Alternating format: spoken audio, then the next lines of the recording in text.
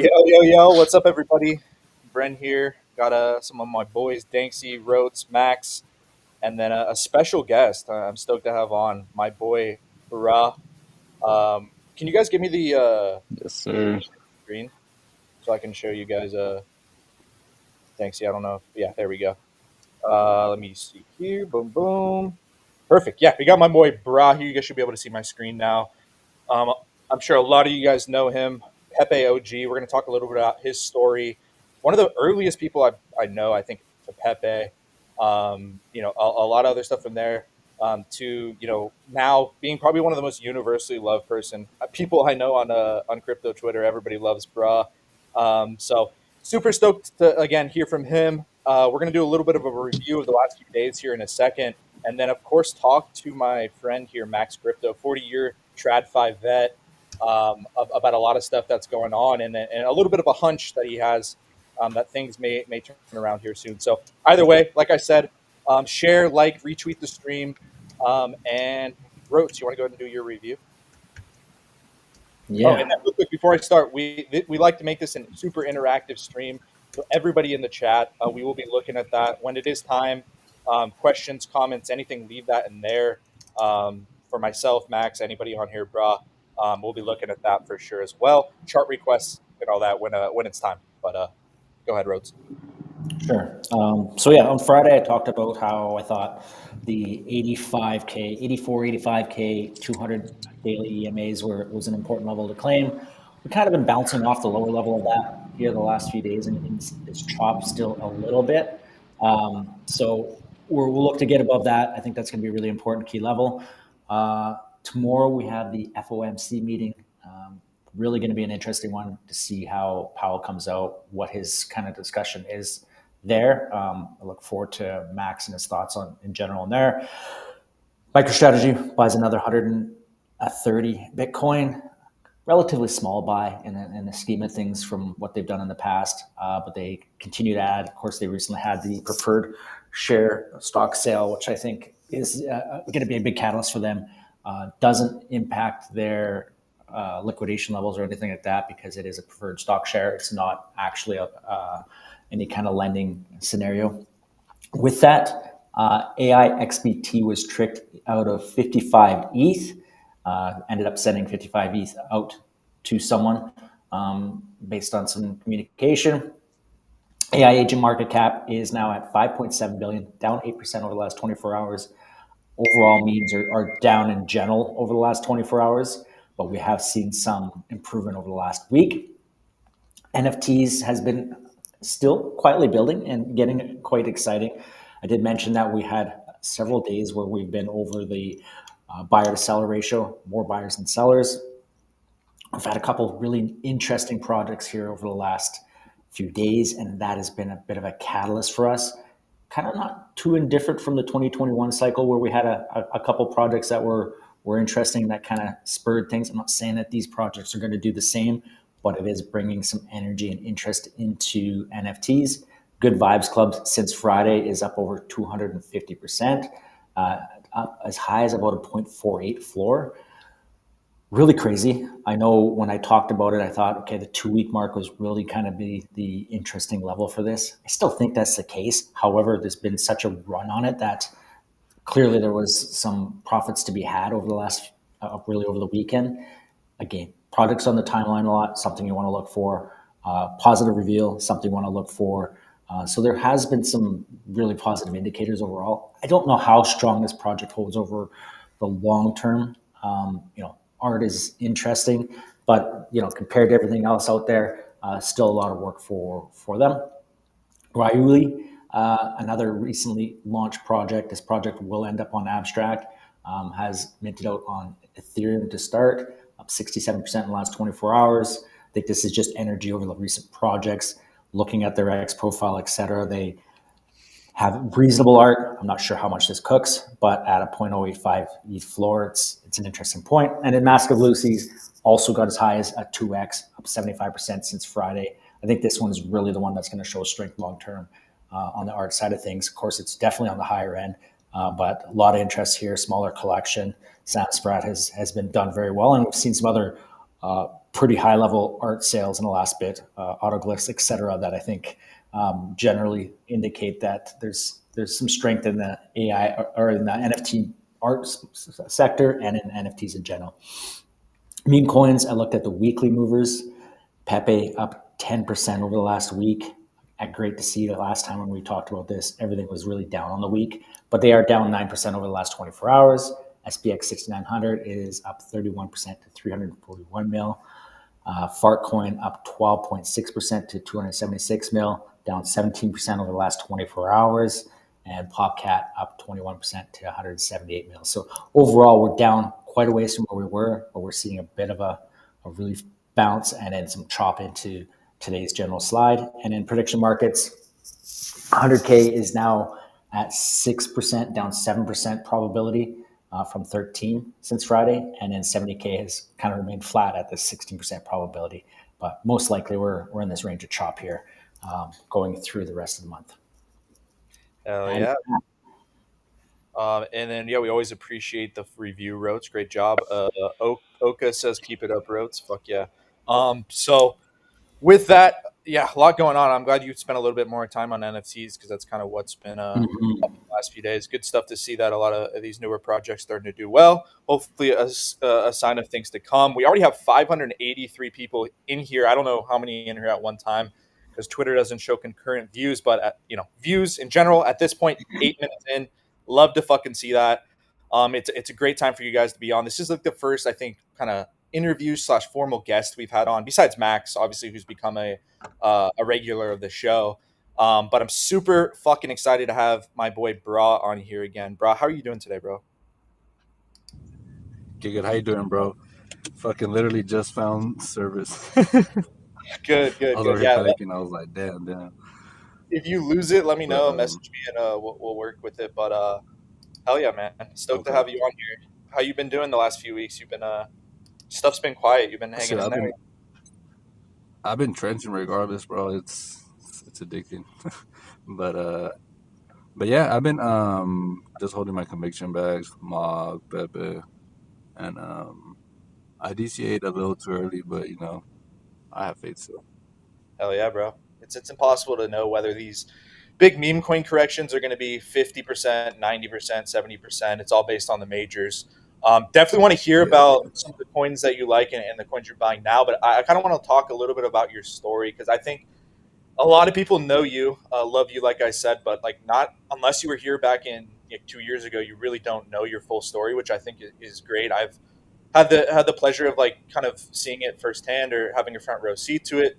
You and I being in some mutual groups and stuff like that. So, I mean, first of all, when did you first get your introduction to like the markets in general in crypto? When was that? What year was that? Well, I first started Web3 with NFTs. I remember I was working like as a busboy at my dad's restaurant, and I would always see like I don't know if it was like NFT news, something like that, just big NFT pages. People would flip like fucking three figures into like five, 6 figures, and I was like, what the hell? That's insane. I'm like, there's a lot of money out there. I was like, I need to find out how I could get my hands on some. And then I remember seeing this one. I will never forget it. It was the first NFT collection I minted.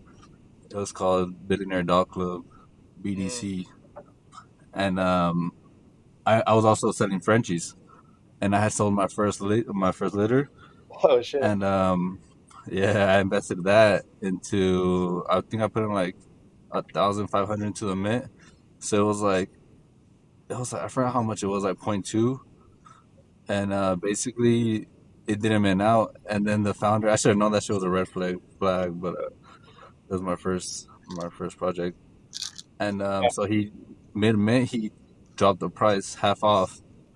So I'm like hell yeah, but I didn't think like yeah, he's just trying to sell it out. yeah. So you got And rugged your then project. no, bro, he rugged that shit. Supposedly it was like out of the 10,000, one person was supposed to pull like a Lambo card, and they were supposed to get the Lamborghini, like his Lambo. Yeah, and Lambo. either That's how way, it you. would have been good because he made a mill. So I'm like, that shit was like a good deal. Yeah, no, for sure. Yeah, if there's some kind of Lambo or something that they're dangling, that's probably it. A Yeah, Reddit. that's how you should know. Run away. And and yeah, I still have his name. I was pissed as hell, bro. I looked for him on Instagram and everything, but yeah. And You look for after Reddit. that, bro, I found his Instagram. I found his brother's Instagram. I got blocked by both of them because I was over here like pressing them. That's hilarious. Now NFTs, you started out with those. Did you ever get into like flipping any of the bigger projects, or did you kind of just stick with more of the smaller degen stuff? And sorry, Well, I did a lot of like Bored Ape derivatives. Fucking trippy skins would always make me like 0.3 ETH and up. yeah, Like, I was an alpha back then, going for like the good skins early. I remember I did a Pepe. I held that shit from 025. I remember I woke up one day like at 4 a.m. to shit, and then those shits were like trending, and I fucking was like, all right, this trippy skin looks sick. I was like, I bought it, held it. Next thing, I got a point 0.3 offer, a times 10 the next day, and then I remember Cirrus. You guys probably know Cirrus. yeah, yeah, Cyrus. The Yeah, Cirrus is shout out to Cirrus. He's an OG, bro. Fucking, he's a goat. He told me, he was like, sell, sell, and I was like, no, Cirrus. I was like, he kept telling me, he's like, if it's good money for you, just sell. And I was like, no. I held that shit for like 2 months, and he kept telling me to sell. I ended up getting like 1 ETH offer, 2 ETH offer. I ended up selling it for like 4.2 Oh ETH wow, from like oh yeah, from like 0.25. Yeah. oh yeah. So where did the NFTs kind of transition into meme coins or crypto? Well, well, it was with Nakamigos. After Nakamigos, I had the shits. And if you look at my pinned tweet, I had like fucking 10 rares or something like that. I had some hoodies, and I had and then that's when I had just bought Pepe. I had bought Pepe like we were all like Nakamigos maxis, Hmm. and I remember it was like I had seen Z post about Pepe, Dichin Yeah, Harambe, and then I seen Pepe, and then I seen Bandit put in the group chat, and then I was like, that's when I would like feel things, because if you see like the same thing twice, it's like a gut feeling, if that makes sense. absolutely. Now, what, And what what market cap was Pepe when you first saw it in that group chat? Do you remember? like fuck, the first time I seen it was like 600K, 500K. When I finally bought it, in, it was like 800K. Oh wow! So you got in at 800K on Pepe. Wow, that's amazing. Yeah, I put in point 0.1 ETH. Point one ETH. Okay. Now, Yeah, what was well, that was the my first buy. okay point one ETH? And at that point, it was just like straight, already going straight up, right? So, um, Yeah, that shit was ripping, bro. It was my first fucking shitcoin ever. I had bought SHIB on Robinhood, but I put in like 300. It turned into 900, and I thought it was gonna keep going up. I put in more money, and then I ended up losing money. But so that you wasn't really bought like in. my. So you bought in at like 600. What do you like 800K, like you said? So that was probably around here. It looks like it took only about 2 months or two. About what? How long was it from it to go from like point zero eight to like Fuck. 10x? Was it just a few days? I don't. It's right there on my. If it's because if on my phone, if I back, if you go on my twin Pete, my twin pin tweet. Sorry, the pre workout. No, you're good. You could see that I literally like tweeted it as it was going up. Like it was like 10,000, 20,000. Oh, I see. I see. Wow, man, that's amazing, Yeah, man. and then I would just end up accumulating. Like I ended up selling my Nakamigos and putting it into Pepe. I put Okay, in everything into Pepe. I think I just sold all my NFTs right on. So besides you like went. my MFers and So stuff. you made it one big concentrated bet. What was your feeling on Pepe? Was it just because it was like the fucking hugest memes that was? Was it more of a community thing? Was it a mix of all the things? Like, what gave you so much conviction to Honestly, go all in? I don't know. I think just everybody just hold. I remember asking Bandit, she was holding. Everybody was just like holding it down. We were all talking about private jets, and I don't know. That shit was just like hold. Love that. And I then got. I even got like my fan. I got my fucking my uncle that was working as a dish. No, he was a chef at the time, yeah. and I got my dad. And I told everybody running by. So you got your parent? Oh, did you get them in like at a few million, or what was the towards the beginning? Did they Well, they get got in like 20 mil, yeah, around there. 20 Well, mil? So they they oh all made like, yeah, they all made like close to six figures. wow, that's amazing. So not only did Uh, you did really well yourself, but you got a few of your friends, family members do 6 figures. That's yeah, it was mostly just my uncle and my dad, because they were the only ones that were like retarded enough to believe in me. I love that. Yeah, I remember that, Yeah, man. I remember, you know, you had gotten from a little bit of money to where it was just, still going up like crazy, and so you put point 0.1 ETH at that point. At that time, it was what, like fucking probably 300, $400 or something. yeah. Uh, It was like 400, 300, 350 around there. Yeah, something like that. It's amazing. And by the way, guys, I'm going to be looking at the chat. If you have any questions for Bra on his journey or about the Pepe or anything that we're going to talk about, I'll be checking that out as well. But that's amazing. So at the peak, and again, you don't have to share this if you don't want. What dollar figures wise, how much was that point one? How much was it Oh, in that Pepe? point one was um like close to a mil. Wow, that's amazing, man. Yeah. That's the kind of stories that again that just inspire people and meme coins to this day that a lot of people are chasing, and it's just amazing you were able to do that on the coin that kind of just started this all. Obviously, Yeah. besides Doge, it's just amazing to see that Pepe kind of started it all as far as this new era of meme coins. Now, as Hmm. far as that, I mean, were you just feeling like on top of the fucking world? Like when that was near a million, like what were you feeling? What were you thinking? Um, Bro, that shit's you can't describe it, bro. just you're That shit's euphoric insane. as fuck. Bro, just like yeah, I would go into the gym, I would smash sets, bro. It just I felt like Superman. Yeah, I That feel thing you. was crazy. But Now, even like I don't know if you guys remember Turbo. Turbo too. Yeah, I was gonna touch on that. Turbo was you get on That one that was crazy. That one was even less money. I think I followed Value in Time at the time. yeah. I had like his wallet for some reason, or I forgot what happened. I don't know how it happened. I just seen that he had him. I seen he had sent money to the creative Turbo's address, and he sent like 025, and I was like, all right, I'm gonna one up him. So I put in like 03, and then next thing you know, that thing was like 2 ETH at the next day. So then I think I sold like point 0.5, and then I just left the rest ride, and then like 2 days later, that thing was 100K. Wow, that's amazing. So that kind of just Yeah, obviously got you in the game, and I then from fumbled there. that one. Oh, you did on Turbo. Yeah, well, I sold like at 10 mil, 100K worth. Oh, okay. So you sold that one early. Now, Yeah, that thing went on like 100M. It went to like 700M, I think, recently. oh yeah, I know I had another run. That's amazing to see That was those. like 10 figure fumble. I haven't checked it because I'd rather not. Yeah, there's no point. Um, Yeah, nah, at that point. But do you feel like on the Pepe trade, what is something that you've learned from it, and maybe this is something that other people could have learned? Do you feel like you should have taken more profits? Do you feel like you wish you would have held more? Like what is something you learned from the whole journey with Pepe? No, I wish I would have held more, bro. It's because it's all like it's a lot psychological. But like if the community is there and like there's belief, there's if you start seeing things that aren't you don't see like because I would see a lot of like Bitcoin maxis that wouldn't show anything but Bitcoin.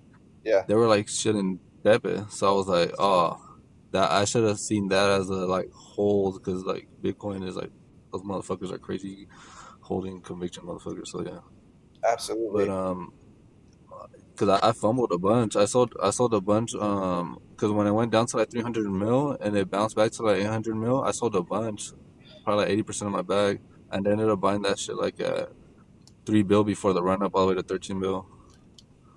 absolutely. Yeah, no, I mean that's what we talk a lot about on these streams is becoming more of like an investor versus a trader. Obviously, you can't do that with all meme coins. Yeah, I think Pepe yeah, being one of the few that is actually investable, has time in the game, just like a lot different than these other ones. Whereas if uh most people huh. would have held, like you were saying, that it would be up a lot more. Obviously, this is different with every coin, but it's super interesting. Yeah, well, And it's harder now on Solana. I feel like a lot of people don't even hold the same on yeah, ETH. On ETH, that's why I like gas fees because like it's more money to sell. so you think that's all it is? You think it's more just straight gas fees? A lot of people think it's like a cultural thing. You just attribute it straight to the gas, why people sell less on ETH. I I think it's the gas fees, bro. Yeah, Because that there's makes a sense. lot of like a lot of people would if they see like $100 gas fee. It's a lot of psychology. Nobody wants to pay that. Opposed to like fucking $5, $10. Yeah, that makes sense. Now, Pepe, do you think you're still super bullish, Pepe? You see it? You see it I still flipping? see Bitcoin maxis. I think Pepe's gonna come back. Yeah, of If course. Yeah, I Pepe, think Pepe. Pepe's the Bitcoin of maxis. It's the same thing as Bored Ape. Bored Ape's never gonna die. Yeah, In my opinion, like it's just, I don't know. It's like the Bitcoin of NFTs, no, and absolutely. the Like we Bitcoin talked of about coins on is these. Pepe. Yeah, like the top 10, 20 coins in any category, if the top coin or like that category gets a run in general, again, usually those top 10, 20 coins are going to do well, Pepe being those coins and meme coins. So just that in general. Now, do you think Pepe flips Doge this cycle? If a lot of people, It's the prophecy. It yeah, has to. yeah, it's something I could I see. mean, I could see some, I wouldn't mind if it didn't, but I mean, it'd be entertaining, and like Elon Musk said, the most entertaining outcome is the most likely. absolutely. Yeah, I mean, still right now, I think it's like a 20 or 15x away. But as we've seen, we've seen crazier things happen before. I think Pepe, That's what I'm saying. yeah, Pepe's set up nicely to where it's has time in the game, but still has a lot of favor in like crypto Twitter, and it's not, it's still super relevant. So yeah, I could see it if not flipping Doge, getting pretty close. And I think Pepe's probably the most no brainer, like easiest risk to reward bet in meme coins right now, due to like Hmm. what is it down 60, 70% on pretty much the top meme coin. I don't think you need to Uh huh. overcomplicate it right now. It's like you were saying, buying Pepe right now, I think is going to end up being a good bet. Now, I'm looking at your was looking at your profile the last few days. You said you've been trenching a lot. Has it been kind of what market cap range have you been trading in the most? Has it been like the super low caps? What have you been trading Mm, lately? well, I don't. I trade any cap, to be honest. It just depends on, like, if it's lower, I just put less size. Yeah, for sure. What I But should right ask. now, I'm hoping Please is good. It looks good. It's really funny. It's the first meme that's made me laugh in a while, so that's what I'm betting on right now. Hell yeah, yeah. I've been seeing you post about it a lot. Um, Yeah. Please, it came out what, like 15 days ago. What? Yeah, I first seen it like at 300K. I didn't really pay much attention to it till like 800, 900K, but I only put it on like two soul. And then I really seen it like, I was like, oh shit, this is probably gonna go crazy, like at 2 mil. So that's when I started shilling it. Hell yeah. Oh yeah, that's just. I like this correction here. It's pretty decent. Not a lot of consolidation. It's cool to see a coin go from 0 to 23 million during these conditions. Yeah, Uh, no, I hit 54. oh, 54. It's amazing. Yeah, it's a 23 now. Right on. And then so Please is one that you've been holding and you see doing well. I saw Blub as Oh, well. it's I at saw 23. That's nice. Yeah, now it's at 23. I saw you talk about Blub recently. That's funny ass video Oh that you yeah. did. Obviously got hit. Like a lot of these coins do post airdrop or pre-sale. Do you see Uh this one huh. having any potential like long-term recovery? I think, well, that one has the support of Ket and Wink. It's like a little. That's why I like Avalanche, because they try to like build together. If that makes sense. Yeah, for So sure. right now it's like those are like the trifecta at the moment. That's like the meta right now. And like Ket pre-sellers were up like 1 mil at all time high. I think Wing pre-sellers at all time high were like up like 150K. And then I was up like 50K from my 500 on Blub. I only sold like 5,000 worth on the Oh yeah, pre-sale wallet. I made like a little more on the side wallet, but nice. uh, but I still round trip like 50,000. Yeah, I hear you. No, I love that, bro. You always have conviction in things that you believe in. Yeah. Well, I Now, honestly I thought it was funnier than Wing, so I thought it was gonna go to 200 mil, and it hit like 110 after pre-sale. So I thought it was gonna keep going a little more, but can't hit them all. yeah, no, I hear you, bro. We have a few questions from the chat. Someone says Yeah. Dub Dog says 100 to 10K on Soul now would be plausible. How would you start? He's pretty much asking if you were to wanted to take $100 to 10K on Soul. Obviously, conditions aren't good right now, but let's say conditions improve. Ooh. What do you think is like the most Hmm. plausible way to do that nowadays? Well, right now I would just say always, if you're gonna put in 100, I would put in 100 into like something that makes you laugh. You could see yourself posting it, uh, like regardless of price.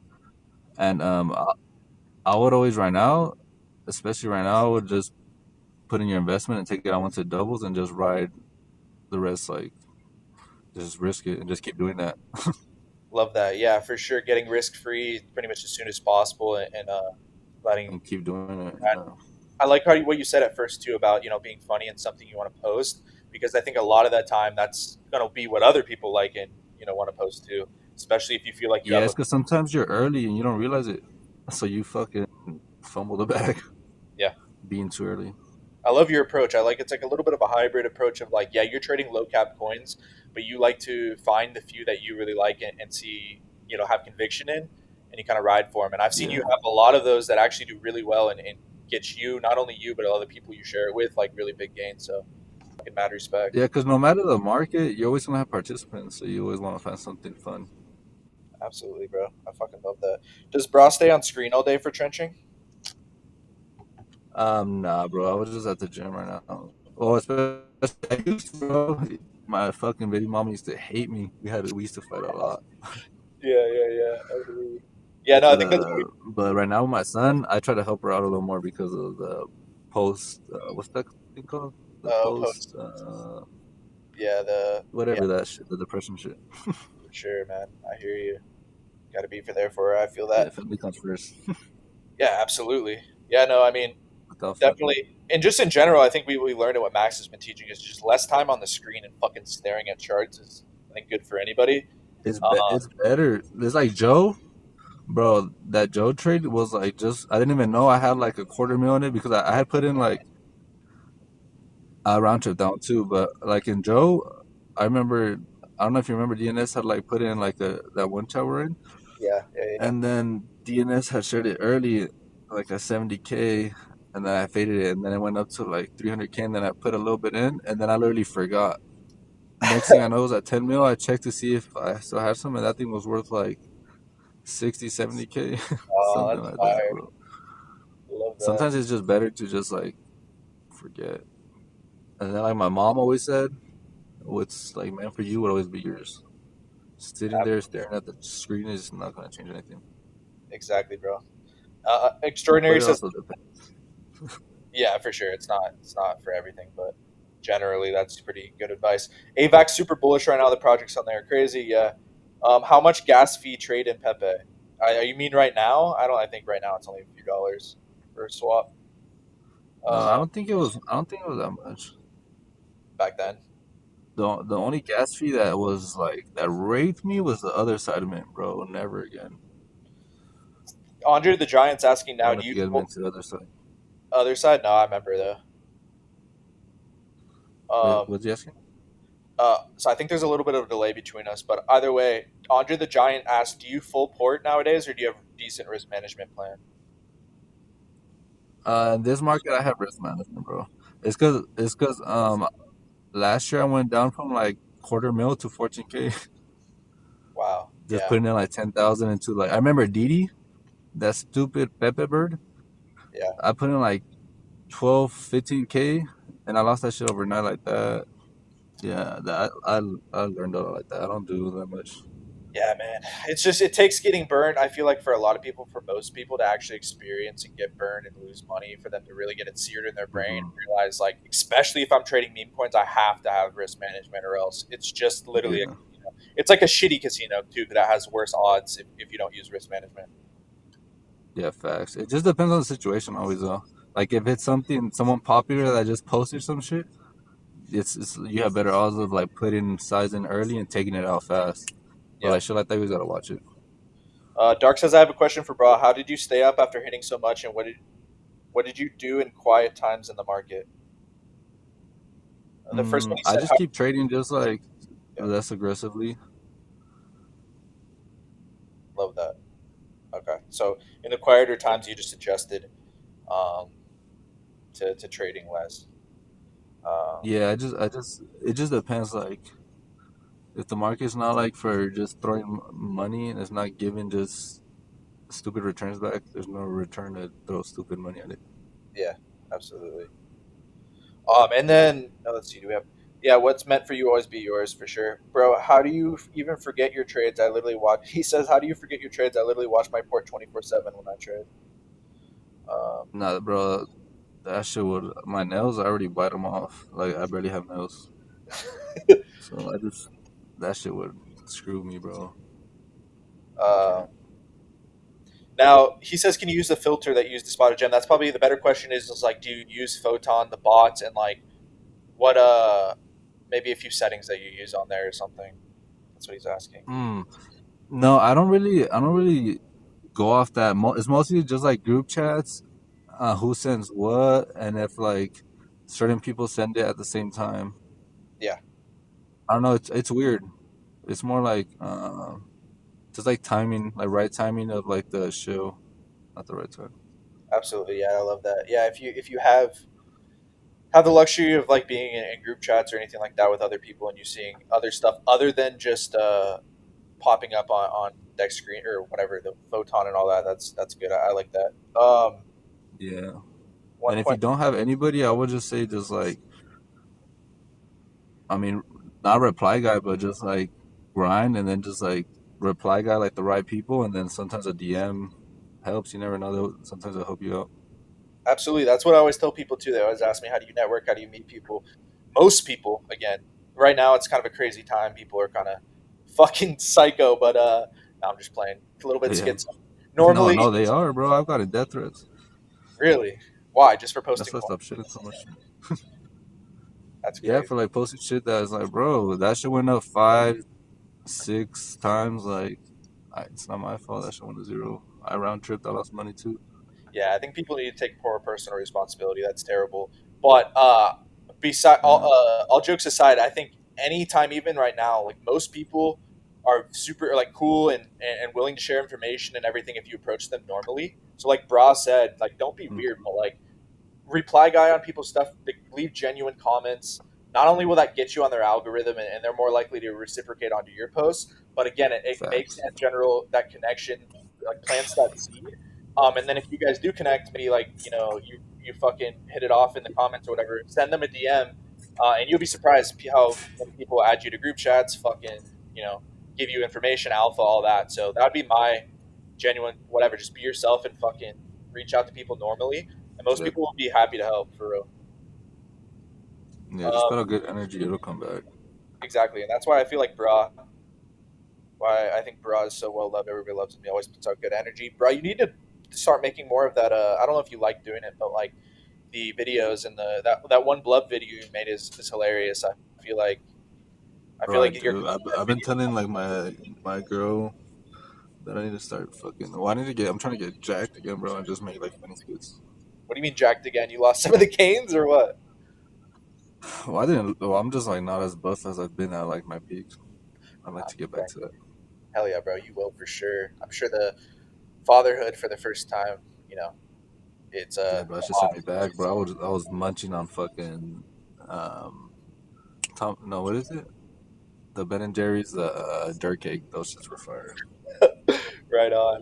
Um, but what was I saying? But yeah, maybe like one more question. Where do you see um, memes headed? Do you think obviously on this next when Bitcoin the majors? I mean, to me, I think historically we've always seen when Bitcoin the majors and everything recover, that the memes will do well. I personally think that we haven't seen, I think that we haven't seen the peak of memes at all as far as like prices as well as just overall mind share. Hmm. Where do you see memes going in the next year? Do you think we're just getting started? Do you think we've seen the peak hype? I mean, what are your thoughts? Well, I mean, I don't think they said I was here for Doge highs. I was here for shit about them highs, and people would say that those shits went to like what 40 bill, and this is supposed to be the super cycle. So I'm assuming we haven't got started. Yeah, you man. know. So I'm still bullish on the super cycle, and I still think we're getting shib those numbers on the right memes. People just need to stop. Well, I mean, yeah, you could trench because I'm not saying stop trenching, but like don't hold and have conviction on the wrong things. You should how do you say? Well, look at NFTs. How much NFTs came out? Only like budgies, board apes, the blue chips. I would say just stick to the blue chips. Absolutely, man. And you said a few great things there. I do think that we are in a digital asset super cycle that's really going to be fueled by the regulatory clarity, the new buyers that are in, the high net worth individuals, as institutions that weren't here in 2021. And then just like these different infrastructure for meme coins, communities, everything that we have set up. I too do believe that not only are we going to get a meme coin super cycle, but a digital asset super cycle that will push a few of these coins. I think 3 to 5, maybe a little bit less, a little bit more, to those Dogecoin ship numbers, like you're talking about, 50, 20 to 50 bill. Sounds crazy to a lot of people, but again, we saw it with Trump happen so quickly. In a overall great conditions, the Oh, yeah. market, there's no reason why we can't see a few others do it. So great points, man. And again, I loved your story. I loved hearing it. I think that's going to help a lot of people and really inspire a lot of people to really see what can be possible with meme coins.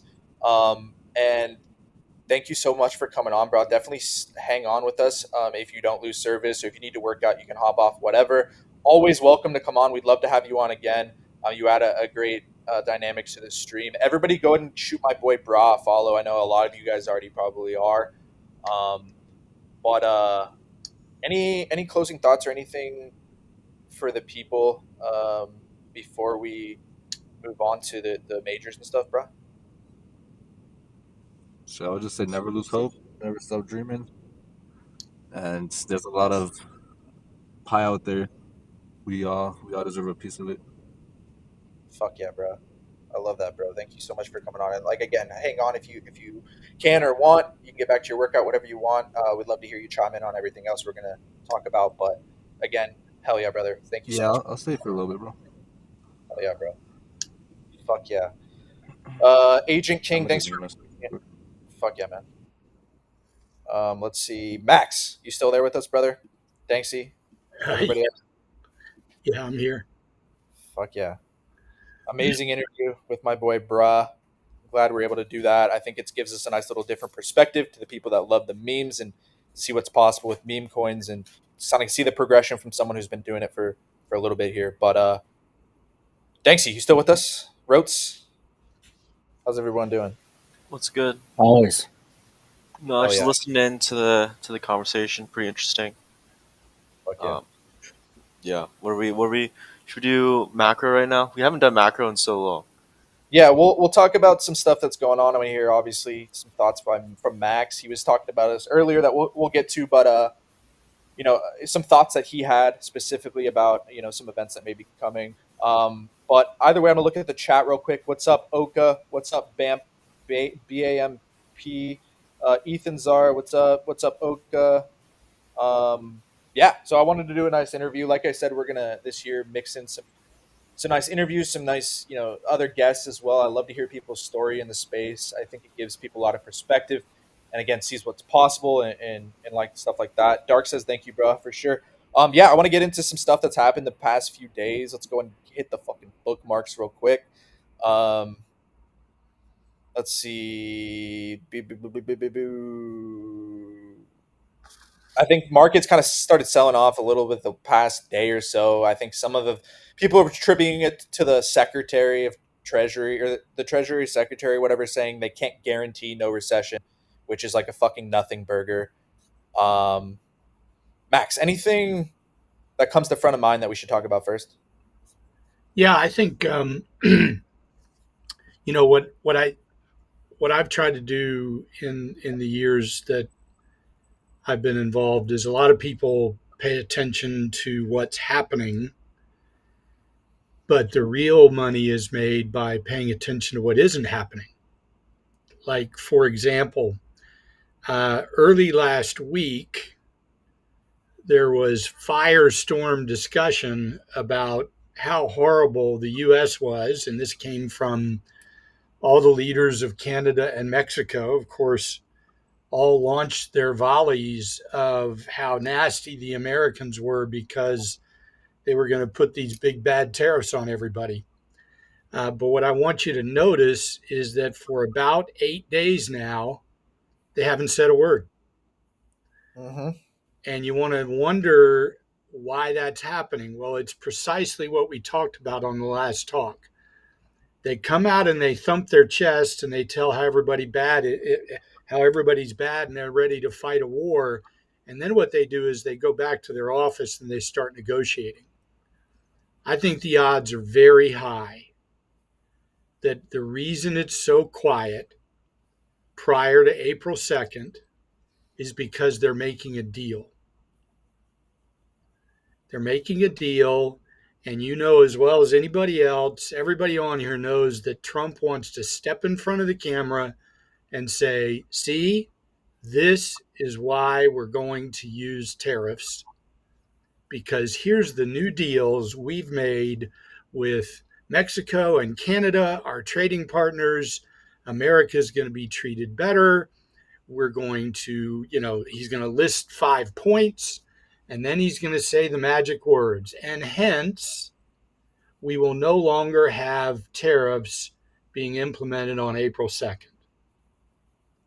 So I think there's some reason why we're not hearing anything. And I think that's going to be important. I also think that the market is getting very tired. If you just look at price action, you're really wearing out.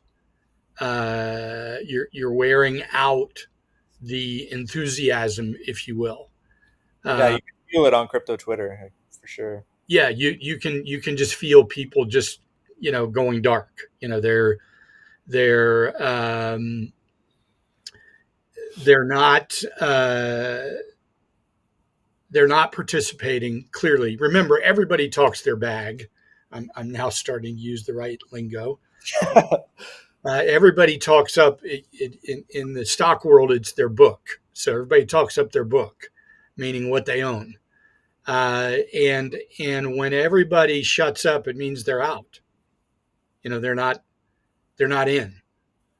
So remember, in the stock business, I hope I'm not going to bore anybody, but I said this last time or maybe the time before. Last year, the S&P 500 earned 24%. If you missed the best 10 days of the year, you earned 4%, not 24%. And the bad part about the 10 best days of the year is they came within a week of the 10 worst days of the year, which means there's only one way you got the 24%. And By you hodling. and you got it by going through the 10 worst days. Yep. You didn't get it because you figured out how to sell on day one just prior to the 10 bad days, and you figured out how to buy exactly the right time for the best days coming. That just isn't the way it worked. Yep. So we got to be aware of that. We got to be aware that there is very likely tariff talk going on. I want to give you another number. You're going to find this interesting. When Donald Trump got into office for the second time and was inaugurated in January, the price of crude oil was $82 a barrel. As we sit right now, it's $66 a barrel. Okay. I want you to follow this number. At $52 a barrel, 52, which is $14 lower than where we are right now. At $52 a barrel, the difference between 82 and 52 for the average household will negate the impact of every single tariff being discussed. In other words, it's a wash. So think about that for a minute. Right now, you got the whole fucking world terrified that we're going to smash into some wall at 1,000 miles an hour and the global economy, starting with America, is going to go bust because of tariffs. Now, the reality is nowhere close to that. The reality is we're going to scare the shit out of ourselves, meaning we're going to do it to ourselves. Nobody's going to do it to us. There's no weapon out there that's going to damage us, because you get crude oil down below 60, and the average household won't even feel tariffs. It won't even affect their checkbook. So Yeah. So you got to realize there is something else going on here. it's never what you're reading in the headline. It's never what you're terrified about. That is not the monster. The monster is always something else. That's why they call it, wow, that came out of left field. Well, left field is where you're not thinking. Okay, that's the purpose of the term. So so what I think we got to realize is you got all these hallmarks of things that are coming together in a synchronistic way. For example, I think Rhodes highlighted for us last week. We had a very low reading of 15 on the sentiment for Bitcoin. I think it's right now only like 24, and it's been chopping around for a bit. I don't mean that one. I mean the Coinbase market. That Oh, my bad. Coinbase, the coin market guy is seemingly, yeah. There you go. So if you look at that chart right there, that chart's pretty important, I think, because right now, think about this: we still are terrified of the market at at a price that's higher than March 24 when we love the market. So it's foolishness at its best, but that's what emotions do. They kind of drive you into a place where you're just you don't know how you got there. You just got there and it's dark and you feel shitty and you do stupid stuff. That's how it works. But you've got sentiment terrible. You got price action is slowing down. You got people going to sleep. You got chatter dying down. You got nobody yelling at each other about tariffs that are apparently going to start in 2.5 weeks. But nobody is screaming and yelling at anybody. Nobody's out at their microphones. Nobody's sending nasty tweets back and forth.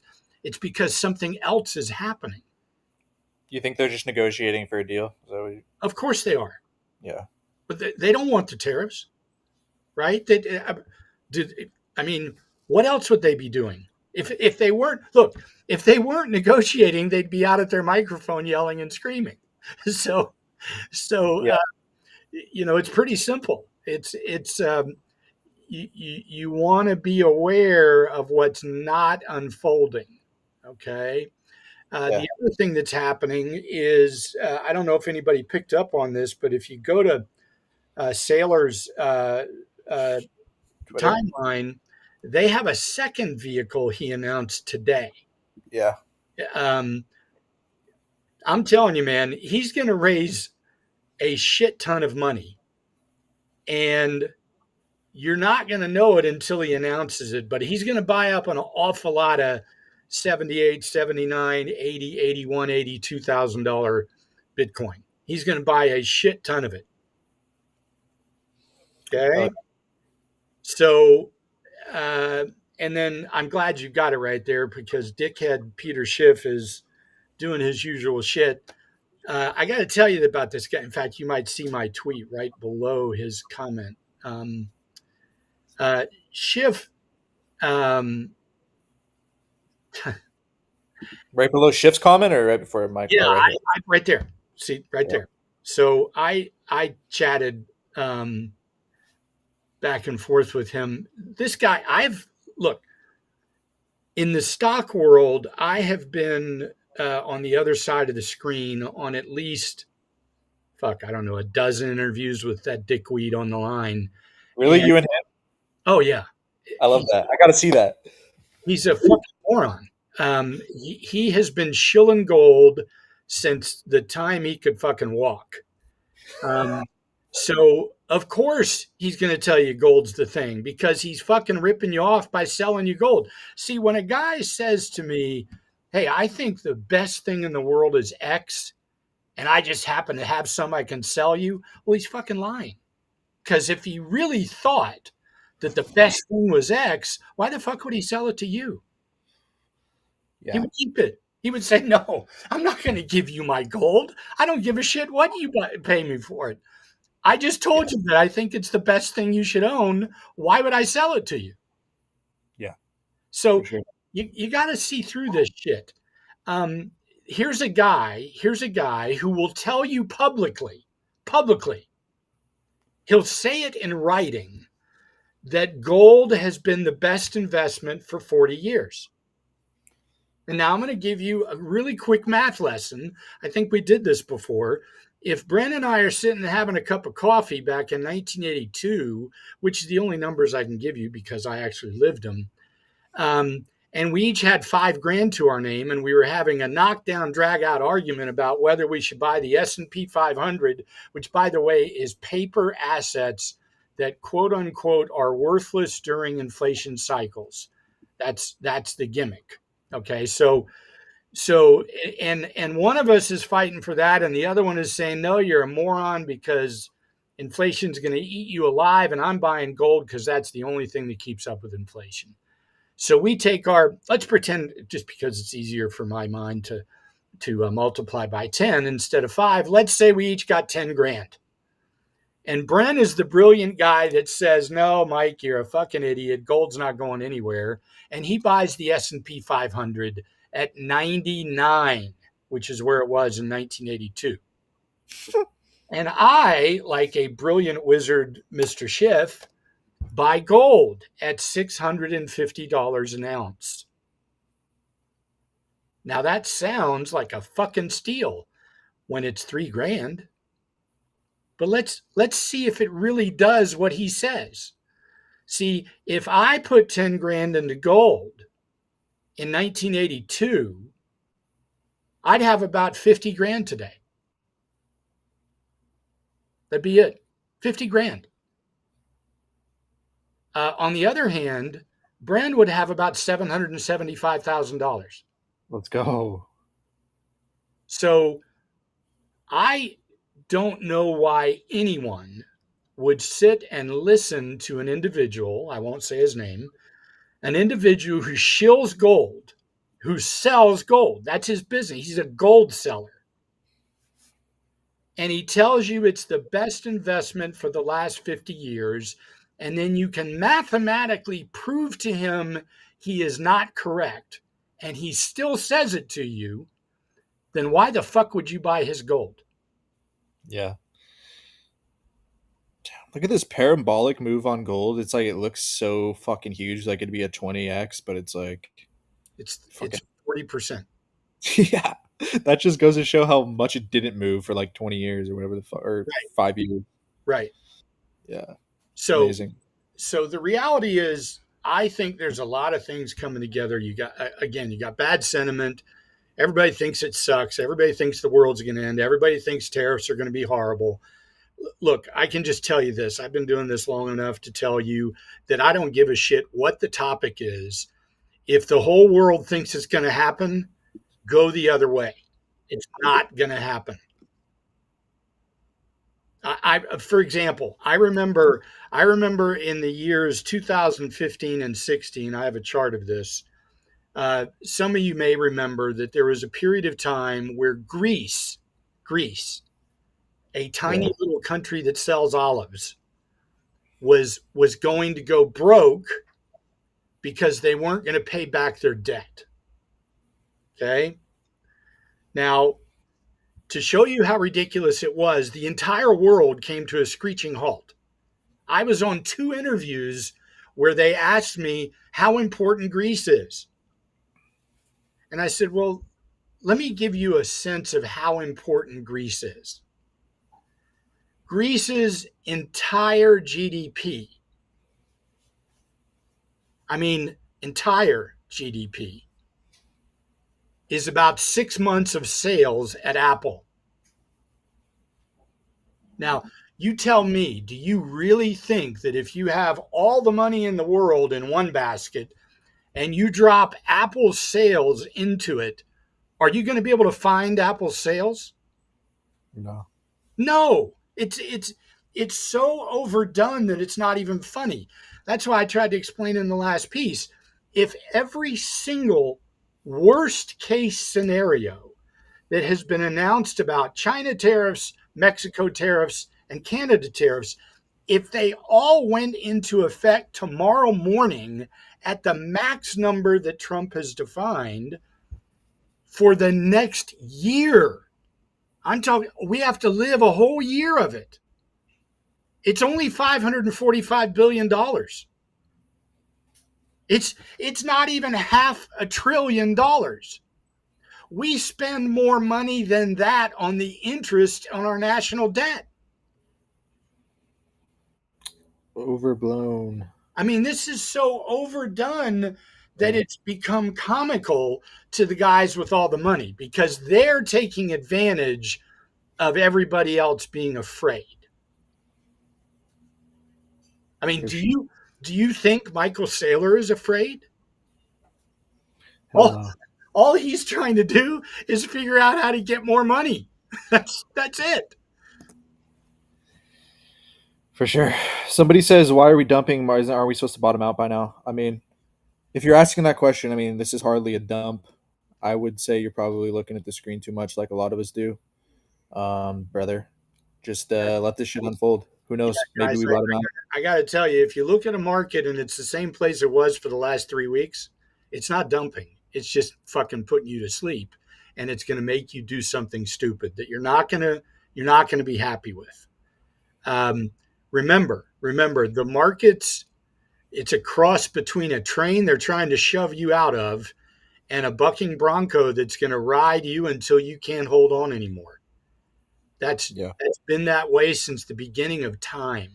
It's nothing against you or anybody you know. It's nothing against anyone. It's just the way the machine works. And Oh once yeah. Yeah. once you get that, once you do that, then you'll stop running those questions through your mind. It isn't about any of that stuff. For sure. Somebody on here, I want to do real quickly. Somebody on here says, Nacho says, "Morning, bro. New follower, keen to learn from you. Appreciate you for being on, bro." And then I want to do real quickly. For I know we had Bra on, so I didn't really get to do a little bit of an intro on everybody else. But go ahead and check out this video I did and this post I made about Max earlier to kind of give a little bit of his background. Amazing, so like grateful that we're able to have him on the stream with all this, all this experience that he has, like the stuff he's talking about. While obviously you can tell is insightful, comes from decades of experience. This guy knows what he's talking about, and we're lucky enough to have his time for him to help other people. What I've really loved from Max lately is just been drawing parallels between what we're seeing now and like 1982 when he started, 40 years ago. So, it's been amazing. Again, thanks for being on, Max. Definitely everybody go ahead and not only follow his Twitter, which he's been really active on. It's been great to see lately, but also his YouTube, which, a lot of the stuff we're talking on now goes more into depth on that, but, even more on these concepts. I really like the feel the pain of fear one and then the media headlines one because they're very, very relevant right now. But yeah, definitely go check out both of these. And like I said, Max and I are running these as well as Danksy Rotes and a few of the other guys are running these streams twice a week. Tuesday, like today at 1 p.m. PST, and then Fridays a little bit earlier, 10 a.m. PST. Gonna have more of this type of analysis as well as cool guests like we had on today with Bra. I want to hear I want to hear people in the industry stories. There's a lot of great people that that go under the radar and go unrecognized. So definitely want to have people like that on. But yeah, definitely retweet, like, comment on the stream. I spent a lot of my time in the Boss Man Calls Telegram, obviously with my business partner, the great Boss Man. Him and I have been working together for what, like 13, 14 months. When he had started the channel, a few months before, but when him and I partnered up, we started about 300 members. Since then, we've grown to, I think, about 40,000 now. And I think it's a testament to not only like the trade ideas and stuff are cool, people made money, but we really, at least I like to really put emphasis on education, doing these streams, having cool people on like Max. Elsewhere, in the Telegram, I do a couple VCs like this as well, full write ups as well as a lot of stuff from my business partner slash friend, Boss Man as well. Definitely shoot him a follow. But yeah, go ahead and check the channel out. And then these guys at B3L, they have great guys. Stoked to do the streams with them. I'll have them do a little bit of a breakdown themselves, but definitely check out their NFT collection as well as their Telegram, everything else they have going on as well. Danksy, you want to give it a little bit of a breakdown? Yeah, for sure, Brent. We started in, I think, late 2021, 2020. NFT collection of 1,000. It's the beast that you see Rotes and I have on stream right now. Um, Really a small community, tight knit community of investors, traders, blockchain developers, and founders specifically, right? So a lot of stuff we do is um, work together on different projects, whether it's startups, doing some consulting work, building startups internally at Virtually Labs, and then also the education piece, exchanging alpha. We did a lot of like Memecoin trading back like 3 4 months ago, 6 months ago. Now that the market's kind of on hard mode, we've kind of been uh, deploying less capital on the meme coin side, but always looking at different opportunities. Probably the same thing at your Telegram chat as well. So just a lot of discussion and a lot of different opportunities that we get to see through different chats collected into one Discord server. Love that, brother. Yeah, and I love these guys. We've been, like I said, been doing these streams since August. Seriously, it's been so great not only to be on with them, but with you guys in the chat, but the guys I'm running the stream with. So not only check out their page, but Danksy, Rotes, both great guys, have contributed a lot to this stream. So definitely shoot them a follow as well. You got Danksy here, and then who was just speaking, and then Rotes, who does a lot of the NFT stuff for us, and then also adds a lot of color and other things as well. So shoot both of these guys a follow as well. And then yeah, let's get back to it, Max. So a few questions in the chat, and then Danksy, of course, bro. Feel free to chime in at any time, and as well as Rotes. Let's see. Philip says enjoying the stream. Never had such breakdowns before. Hell yeah. Max seems to be more bullish from his recent post on X. I think Max has remained bullish. Yeah, I wanted to say a couple of quick things if it might help. Yeah. A couple things to remember first of all, please note that it is only in the corrective windows that your mind asks the 47 questions that you're asking. Nobody has any questions when the markets are going up. There's exactly zero questions. When the markets are going down, everybody runs this stuff through their brain. It's almost like they're addicted to the charges going off in their mind, and they don't know what to do with it other than ask questions like, well, why the fuck is the market doing this, and why is it doing that, and why didn't it react to that, and here's the answer. The market is fucked up when it's correcting and everybody is panicking. So there is no legitimate reason that's going to answer your question. Everything is a guess. Everything is just an opinion. Okay. So step back from that. Don't force yourself to ask it. Instead of letting all those charges go off in your mind, work very hard to quiet it down and just accept that you're in the rough part of the river. You're in the part of the place in the pathway up the mountain that requires you to be jostled around. Okay, just remember that. It's not you can't escape it. You can't find an easy way around. There's no easy way around to make money. Okay, there is not a way. The other thing I want to remind you of is this. The money world is a big world. Okay. The crypto world is a very tiny part of the money world. I think the charts say it's about a 3% piece of the world. Okay. So I want you to think about in another way. I want you to pretend that you're in this big ballroom at the nicest hotel in your city, and a party is supposed to start. And there's 100 people in the lobby of the hotel to come to the party. Well, only 3 of them are going to come to your big ballroom. Only 3. 3 out of 100. Now, you might say to yourself, well, fuck, that's bad. No, because the reason you're going to make a lot of money over time is because all 97 of those people that are out in the lobby right now are going to be slowly convinced that you've got a better party. And they're going to want to come into your room. And as they come into your room, if 3 more come in, your entire fucking room just doubled. And if 6 more come in, it doubled again. And that's still only 12 out of 100.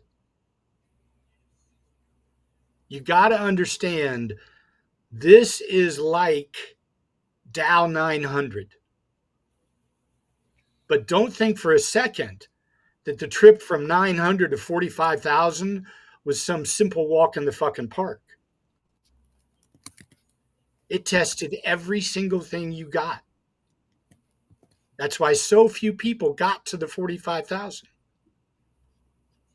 You just have to, when your mind is buzzing with these charges going off in your brain. Look, when we're afraid or we're panicking, our brain does something bad to us. It sends off these electrical charges that completely cloud our ability to think straight. That's just a fact. Doesn't matter what it is, but it's the way it works. And the only way you can get out of that is to stop trying to answer it. Work to quiet it down, not to figure out what all the answers are, because you're not going to figure them out. How do you work to quiet them down? Just by living through it and just embracing it and Eventually, fucking you live through enough of it where you go, well, why the fuck would I get worried again? I've done this 12 times. Why would I do yeah. it again? There's a Yep. point. There's an old saying in the market. It will take you through the same fucking lesson and take all of your money until you learn not to do it. It will be it can be the most expensive college degree, or it can be a reasonably priced degree. The only guy that gets to pick is you. You And get to everybody's paying something, right? Yeah, you get to pick, hey, do I want to learn this lesson for a relatively decent amount of money? Or do I want to learn this lesson because it took all of my money and I put a mortgage on my house because I still can't fucking learn the lesson? Yeah. And by the way, guys, it's the same if you're buying Procter and Gamble or Pepe. It's the same fucking lesson. For sure. Justin says, "Yo, is Yoni going to be on? Is Yoni still part of B3L?" So, yeah, love the B3L guys. These guys are working together. Myself and Yoni are like kind of independent. The B3L guys are Danks, Rotes, and then for Loco we're having on. But to answer your question, is Yoni still part of the stream? Yes, he will still be part of the stream in the future. He's just he just hasn't been on for a few weeks, but um, yeah, no, Yoni will definitely be on in the future. He's still a part of the show, absolutely. If you're not following Max, you're missing on God for sure. GM guys, whoever's doing fasting Ramadan, may Allah bless you. Yeah, for sure. Shout out to everybody fasting all day. I uh I do intermittent fasting kind of every day or most days of the week, but not even being able to drink food or water for however many 18 hours a day, whatever it is pretty nuts. 20 hours. Enjoy the stream. Never. Let's see. Oh, they said Road Stinks here. You still doing the Monday evening streams? They have We moved moved to it to Thursday. Move to Thursday. Thanks. Okay. Yeah, Awesome. Yeah, Road's on Thursday. that. I think it's at 4 Pacific. We got some scheduling issues, so Thursday now. We moved the pivot. Yeah, the market's Yeah. shit because we moved it to Thursday, probably. Yeah. And Absolutely. I was gonna, if you don't mind, I was gonna reiterate something that we seem to get a lot of people that got something out of this point last time, Yeah. and it might help again. Um, and that's this. Usually, when you're about to start a trend that has gone through its corrective period, like we're living right now, and it's washed everybody out and it's pissed everyone off and it's gotten everybody all fucked up and not thinking straight, which is the way every bottom is. Every low is the same way. They're all the same. Uh, uh, but here's what's different about this one. See, what's different about this one is usually you have to go, your quote opportunity is all the little tiny small cap brand new 3-week old what if coins or tokens. Okay. And those are admittedly much more risky. But today, you can literally throw a dart at if you can print out the coin market list of say the top 200 coins in size and grab 10 darts and throw it at the piece of paper, you're going to do well. See, that's a rare event. And the other thing is this: don't get lost. I think I put a note up. Um, uh, I think it was today, as a matter of fact, where I said, there's a point in the future where we're not going to look at that price that you see on the screen right now of $82,069. See, most people, here's what happens to their brain for 99% of the market when they see $82,077. Here's what they say: fuck, that's 10 times the cost of my first car. You think I'm going to fucking go buy something that costs, I can't afford to buy something that costs 82 grand.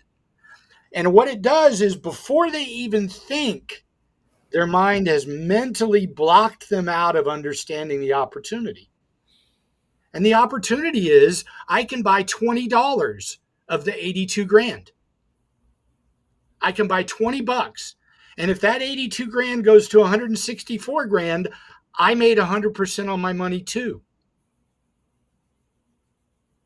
Do you see what I mean? What I mean by that is that means I can go to those top 200 coins or tokens and I can say, I have $20,000 to invest. I'm going to buy $300 of each of these.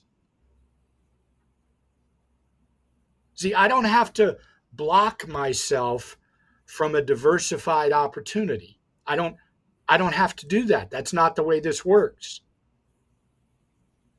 And believe me, if you can get your mind to understand that, then here's what's going to happen. You're going to feel much more open opportunity. Your mind is going to attract more of that opportunity to you. You're going to understand you're not limited to anything, and you don't have to buy a whole Bitcoin. You can invest in a way where you will have broad diversification in very solid projects, and it will teach you what real investing is going to look like 5 years from now. Remember, you guys, everybody talking about it today is a pioneer. That's the way it is. Pioneer. Just like people that were trading the Dow in '82 were fucking pioneers, right? You got it. It's just the way it is. And look, pioneers get all the arrows. You get all the bad shit. You're the guys that are running out there with the machetes and chopping down all the woods to walk through them. You know why? Because no one else did it. But trust me on this. Trust me. All the people that kind of walk through that path that we're going to build over the next few years, and we're going to clean all those branches out, and it's going to be nice. It's going to be concrete, and there's going to be lights on it, and the pathway is going to have little toll booths in it, and it's going to be wonderful. There'll even be fucking restaurants at the rest stops. But you know what? When that happens, that $82,000 number isn't going to exist anymore. You know why? Because the number is going to be so fucking big that it's going to be priced at 0.01 of a Bitcoin. Yeah. Like for example, you want to know why gasoline it used to be priced in a tenth of a gallon? Because they didn't want to scare you away from the gas station by telling you that the whole fucking gallon cost $2. Yeah, for sure. Yeah, that's crazy to think about. Wow. While you're talking about gas, Wasi Kitty asked this about 15-20 minutes ago. Yeah. About crude oil. Did you see that? I think I already know what you're going to say, but about a relief pump before reaching 50, like you mentioned. Oh, I'm sure it will. I mean, it's not going to go straight to 50. First of all, I don't know that it's going to go to 50, but I will tell you this: the game plan is for the United States to create so much fucking oil, crude oil goes to $50. Because at $50, everybody's rolling in money. And it doesn't fucking matter what the tariffs are. And by then, let me tell you something. In the very perfect world, here's what Donald Trump wants to wake up 2 years from now and have. Here's what he wants to have. He wants to have crude oil at $45 to $50. Everybody's making a killing because they got an extra $1,000 a month that they used to put in their gas tank, and they're not doing it anymore. The oil money is making America filthy rich. Taxes are gone. The thing that pays the government is the tariffs. Now, I want you to picture a world where we don't pay taxes anymore. Do you actually think that's not worth this fight? Think about it. If you could wake up 2 years from now and you no longer pay income taxes because tariffs from countries who have fucked us for 50 years are now paying all of our government expenses because we right-sized our government, we run it like a business. What if you wake up 2 years from now and that's what it is? Because that's the goal. That's what all this shit is for. What are the odds of that happening? Like fucking taxes going away? Like right now, like The odds is it a big? are 100% with the group of people in government right now. 100%. It's not if, it's when. Love that. So let me tell you, the battle we're in is to change the way our life works for the rest of our life. It's worth a $2 battle. A 2-year battle, because it will change the entire trajectory of every single citizen in this country. Every one of them. Wow. So Justin says, yeah, go ahead. sorry, I didn't mean to. No. Go ahead, brother. I didn't know. Go ahead. I want to hear what you have to say. That was it. Okay, right on. Justin says, I think the Telegram streams are too early. Justin, yeah, we try to do it kind of the time that makes sense for Max and I, kind of in the US. But I have started recording them, and I'm going to start posting the link after. I just haven't the last few times. Philip says, enjoying the stream. Never had such breakdowns before. I appreciate you for being here, Philip. I want to catch up on a few of the chats before we move on. That was my questions. I like the guy Max is cooking. Yes, thanks, Bren. That was my question. Okay, bro, I have a question to Mark. There's no Mark here. I think you might mean Mike or Max. But he asks, what is his top 6 cryptocurrencies he's buying? Max likes Bitcoin, ETH, and ETH. What are some, like, maybe some bigger top 20 alts that you've been buying, Max, or the ones that you like? Ondo, Sui, XRP, Dot. Let's see. I just bought another one. What was the other one I bought? Fuck, I'm drawing a blank. Shoot. AVAX. And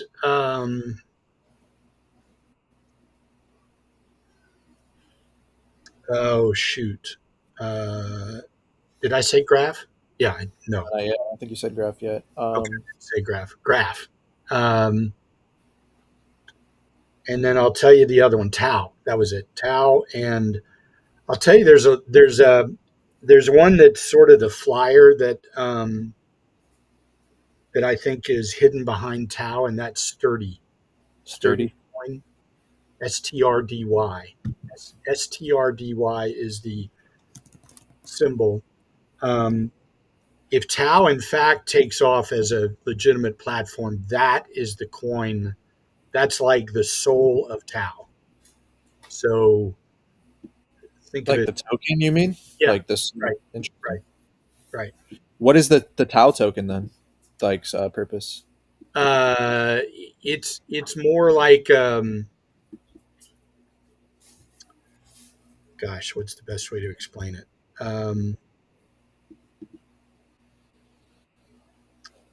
Tau is kind of like the bank, and Sturdy is kind of like the currency that has to flow through the bank. Okay. Love that. That makes sense. Okay. That makes sense. Now, so this is like the gas token kind of for the. Yes. Yeah. Wow, at 13 mil too. Yeah. That's nuts. The chain does take off. Obviously, you'd think that the token would at least go to the billions. I would think. I don't Oh, know. easy. That would be easy number. Yeah. Wow. Yeah, Yeah. this is definitely one I'm And definitely again, gonna. by the way, guys, I preface it again. Remember, the smaller it is, the more risk. Okay, so Of just course. understand that, always keep in the back of your mind when you're dealing with the smaller cap. Um, you must admit to yourself. Remember, we talked about self honesty a couple of times. You gotta remember to admit to yourself that it's kind of like Vegas. Vegas is fun on the first night. But there's a rule in Vegas: don't stay 2 nights, because that's where Vegas makes its money. So just remember that's the way it works. And I would argue that all the things I just mentioned, this one falls into the Vegas category. It's a small market cap, and it's going to be the one that will have the toughest road, but it'll also have the biggest gain percentage wise. Absolutely. The same guy asked, "What are my top six cryptocurrencies?" As far as like the bigger caps, like Mike was talking about, I really like Dot, AVAX. Sui's cool, but Dot, AVAX, I have a really high conviction in as far as L1s go. Maybe get a little bit of like AI exposure with the Tau. And then I really like Superverse, stuff like that. There's like a number of alts as far as meme coins, which a lot of you guys are interested in. Again, my thesis and really stuff I've been buying even before this correction is coins that have kind of proven themselves that have good supply distribution, and then biggest of all, have survived big crashes like this in the past. Because every time they go through these big 70, 80%, 90% crashes, supply goes into stronger hands. Of course, if it comes out of the correction, goes into stronger hands, which creates a better supply dynamic, which allows it to go higher. That's what you see with XRP, ADA, all these other coins that have very this kind of cult-like dynamic where people hold through these big crashes. When you see them do go up, there's very little sell pressure. So Giga, SPX, MOG, um, ticker Bitcoin. Again, these coins have been through multiple corrections before, have strong communities that are still active despite price going down. Super positive, optimistic people, especially when the MOGs and really all the ones that I named. So just like they've come out of the last 5 or 6 corrections they've been in, I think most of them, if not all of those that I just named, will and probably go on to very high market caps. So those are the ones that I like meme coin wise, and then kind of the bigger ones too. Let's see. Let me catch up on the chat. I wanted to DGen say, Sheik says, I wanted to say one thing because Dark is asking, Max, you sound like you like Vegas. Um, the funny thing is um, I like Vegas only because I like watching people, and I've learned more about investing by watching how people act than I've ever learned by studying a financial statement. So take that for what it might mean to you, but um, people will teach you what you have to know about making money. And if you're willing to, again, be honest with yourself, you're going to go a long ways. And the question is, do you think of it as a long game or a short game?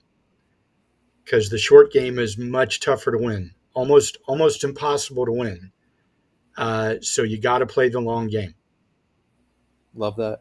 Now, I see Stoned Alabama Human, my good buddy in the chat. I appreciate you. I don't know if you're still on, but shout out to you, man. DGen Sheik says FOMC tomorrow going to be big. No cut will be very telling during the press conference. What are your thoughts on FOMC, Max? Yeah, I think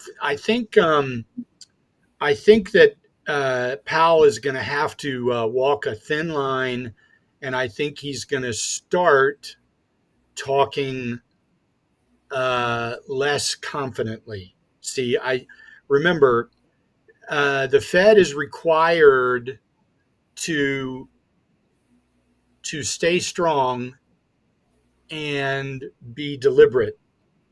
And what you end up doing is you have to find a way to soften that without sounding like you are. because then immediately what would happen, for example, if tomorrow afternoon during the Q&A, if Powell says something that sounds a little weak, within milliseconds, I mean milliseconds, some dickweed on some media outlet would have a tweet out saying that Powell is concerned about a major recession, which of course won't be what he said, but that's how the media works today. So it's a real weapon that you have to be careful of. And I would hate to be Powell. But what I suspect he's going to start doing is suggesting that the conditions are such that the Fed can consider the next rate cut. And then he might say something like this. He might say, but, the economy doesn't need a rate cut right now, but we're watching for those conditions. And then he would say, parallel to that, however, we do believe that in the coming weeks, we could, in fact, lessen the level of quantitative tightening we're doing and keep more of our bonds. Well, if he says something like that, then that's going to be what the market wanted to hear. It's going to be a softening of a position, okay? Not a 7, layer green light. It's going to be a softening of a position. So my hunch would be that's the angle he's going to try to go towards. But because he can't just jump to a rate cut, even though I think the odds are 85% that we get a May rate cut. Of course, we won't get a March rate cut, but the odds are 85% we get one in May, because I will guarantee you that Trump is going to force it. I mean, the job cuts alone in the government, there's so much fucking waste in our government that you could put 500,000 people out of work and not blink. That's how bad our government is run. You got to remember this, guys. Elon Musk fired 80% of the people that used to work at Twitter. And he makes more money at Twitter than they ever made as a public company. And he fired 80% of the people. So Same thing with the government. So the same thing is going to happen. I'm not saying 80% of the people in the government are going to get fired, but that's inefficiency. For example, I would argue with you that in the next 18 months, think of this like it's Wall Street. I think they're going to spin off the United States Postal Service. Think of the government as a company, and one of their entities is the U.S. Postal Service. I think they're going to spin that off, and it's going to be a private company, and it's going to run better than we've ever seen the mail run, but not as a bunch of fucking lazy ass government workers. That's not how it's going to run. The next thing I think you're going to find is Amtrak should be a railroad company, not a, not 40,000 government workers trying to figure out how to run a fucking railroad. That's not what it should be. So you're going to watch things happen that your brain is just going to almost break if you look at it too small. If you look at it from 30,000 feet up, you're going to be cheering from the bleachers. Love that. Dark says, Max, do you hold Sol? Yes. Do you like Sol? Yeah. Thought so. Max really changed my perspective about some things in crypto. Absolutely. Decentralized Vegas. Is AI cooked? The AI meme coins? I think for the most part, like we see in any time these first cycles for these things, most of stuff gets cooked and dies. But the ARC and the Graphanes and the few that you named, The ones that had a lot of mind share, the ones like Goat that has like that first provenance story. A few of them AI 16Z. I think a few of them will come out, just like we always see with these different categories. But a lot of stuff is cooked for sure. So I mean, is AI as a category cooked? Uh, if I had to guess, probably not. I think usually these strong categories in the next bullish period usually have some mind share, but who knows? It could be something else that the trenches, because people are always going to be looking for like these trench low cap stuff to trade. AI was kind of the category that made sense a few months ago. I would guess, unless something comes out of nowhere, that AI will probably pick up again as far as the people that trade the super trench stuff. But yeah, that's fire space as usual. Brendan Max, see you in the next one. Appreciate you, man. Jinxie says yo yo yo. Max sound like we already saw that one.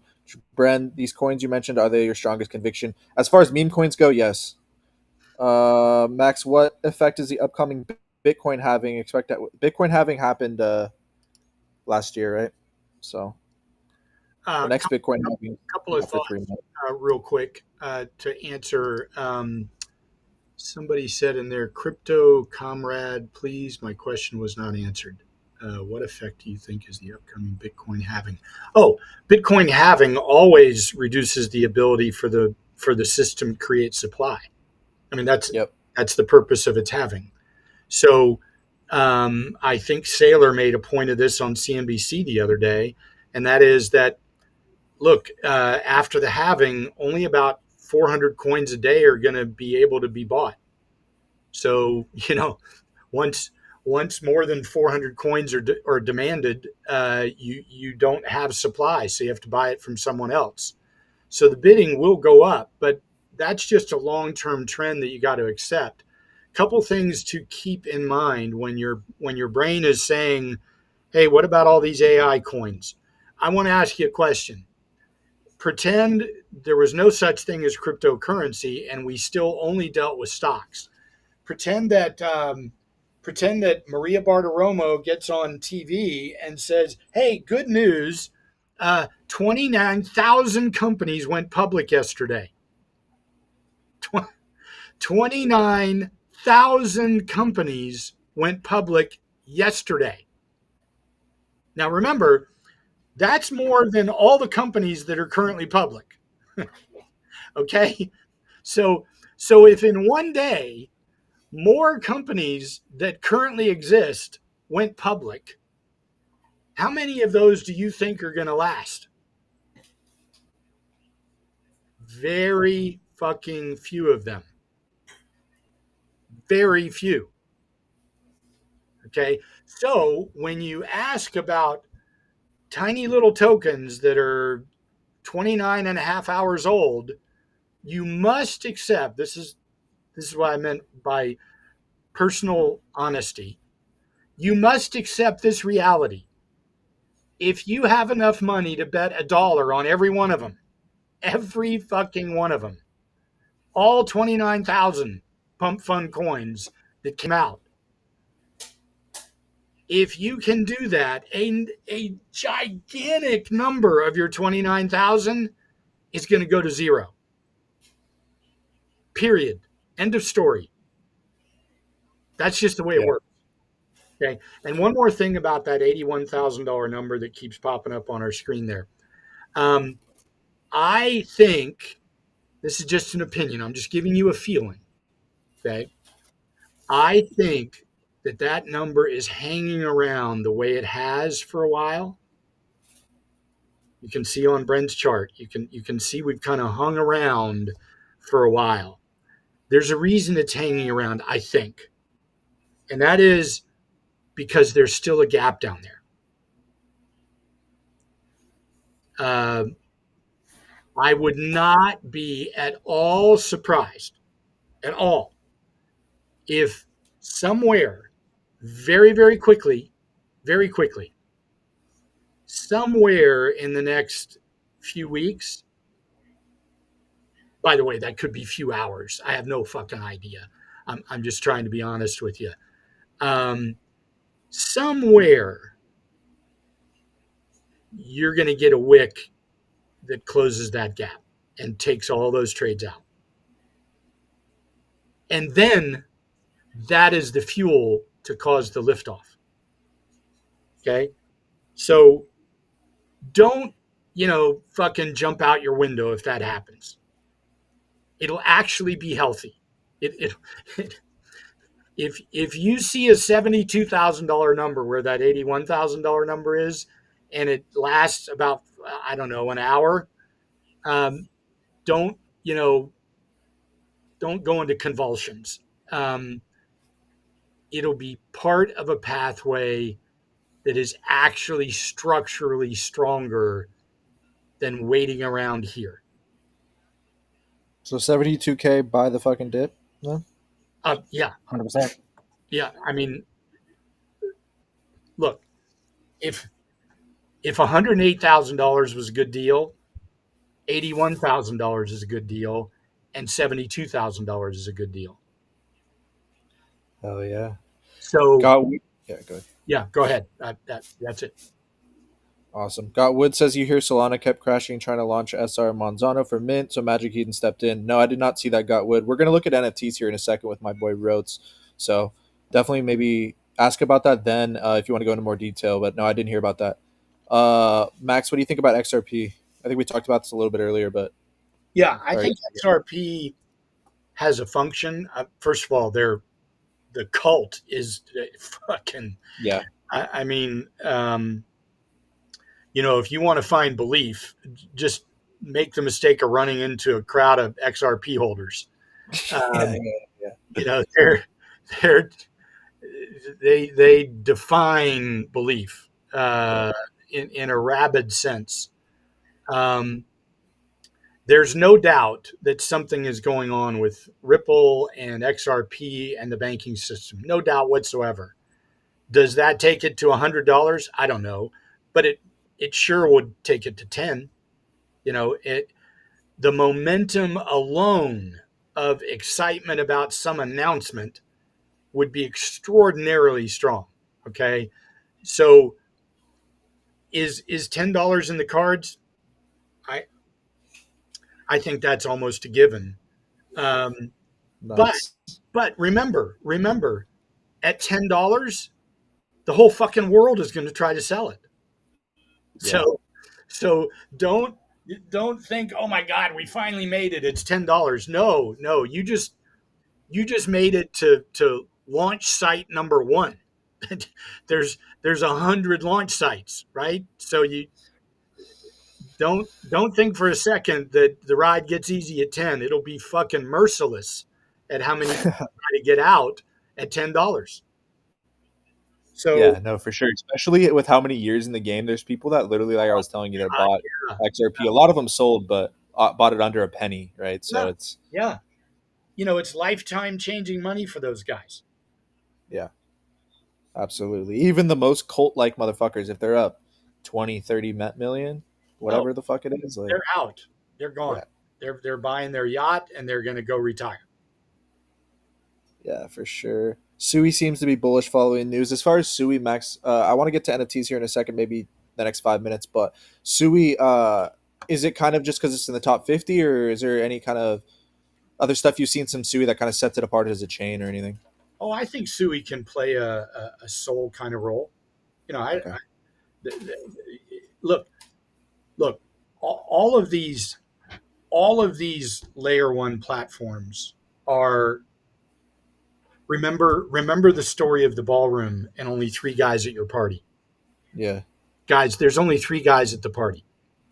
So think of, there's only three guys at the fucking party. Yeah. The ballroom will fit a whole shit ton more people. And you're going to get paid. You're going to get paid by how much you're willing to wait for the ballroom to fill up. If you don't want to wait, then you're not going to get paid a lot. But if you want to wait till that fucking ballroom cannot fit any more people in it, that's how you're going to get rich. Absolutely. This is just like the perfect example of like the bell curve meme. I'm sure you guys know what that means, where it shows like the low IQ people like saying one thing, like the mid curve, like the middle of the curve, people saying something, and then the like pretty much the left curve and the right curve are both saying the same thing. And it's just funny to see XRP. You have, and I'm not trying to call any of these XRP cult people like low IQ or anything, but just like as far as like normies go, you got the XRP people saying, "Oh, XRP is great, buy XRP," and then you got the people in the middle on crypto Twitter and myself at times for sure too saying, "Oh, well, XRP, it's not really anything," kind of fudding it. And then you have Max on the right side who's 40 years of traditional finance experience, like saying like buy XRP. So it's pretty nuts. There's another way to look at this. You've heard the term bet the ranch. Now Yeah, a lot of people think bet the ranch is related to money. There's two perspectives of betting the ranch. You can bet the ranch in money or you can bet the ranch in commitment. Both of them have to be there. Okay? You don't have to have $1 zillion, but you better have $1 zillion worth of commitment, because betting the ranch is mental and monetary. Both of them have to exist. absolutely. Yeah, so it will be interesting to see. So I mean, if we do see that sweep of that 80K low, you think most likely it's just going to be a final low, and that'll be the fuel to take us up. Yeah, I just think it's an old view. And look, I could be 5,000% wrong. Of It doesn't course. mean that I'm right. I'm just saying, if you see it, don't fucking have a aneurysm. Uh, it's part of the bigger process. It's going to take out all those guys that have told their brokers, fuck, if that thing fills that gap, you get me the fuck out of there. The stops are, you can guarantee the stops are there. Guaranteed.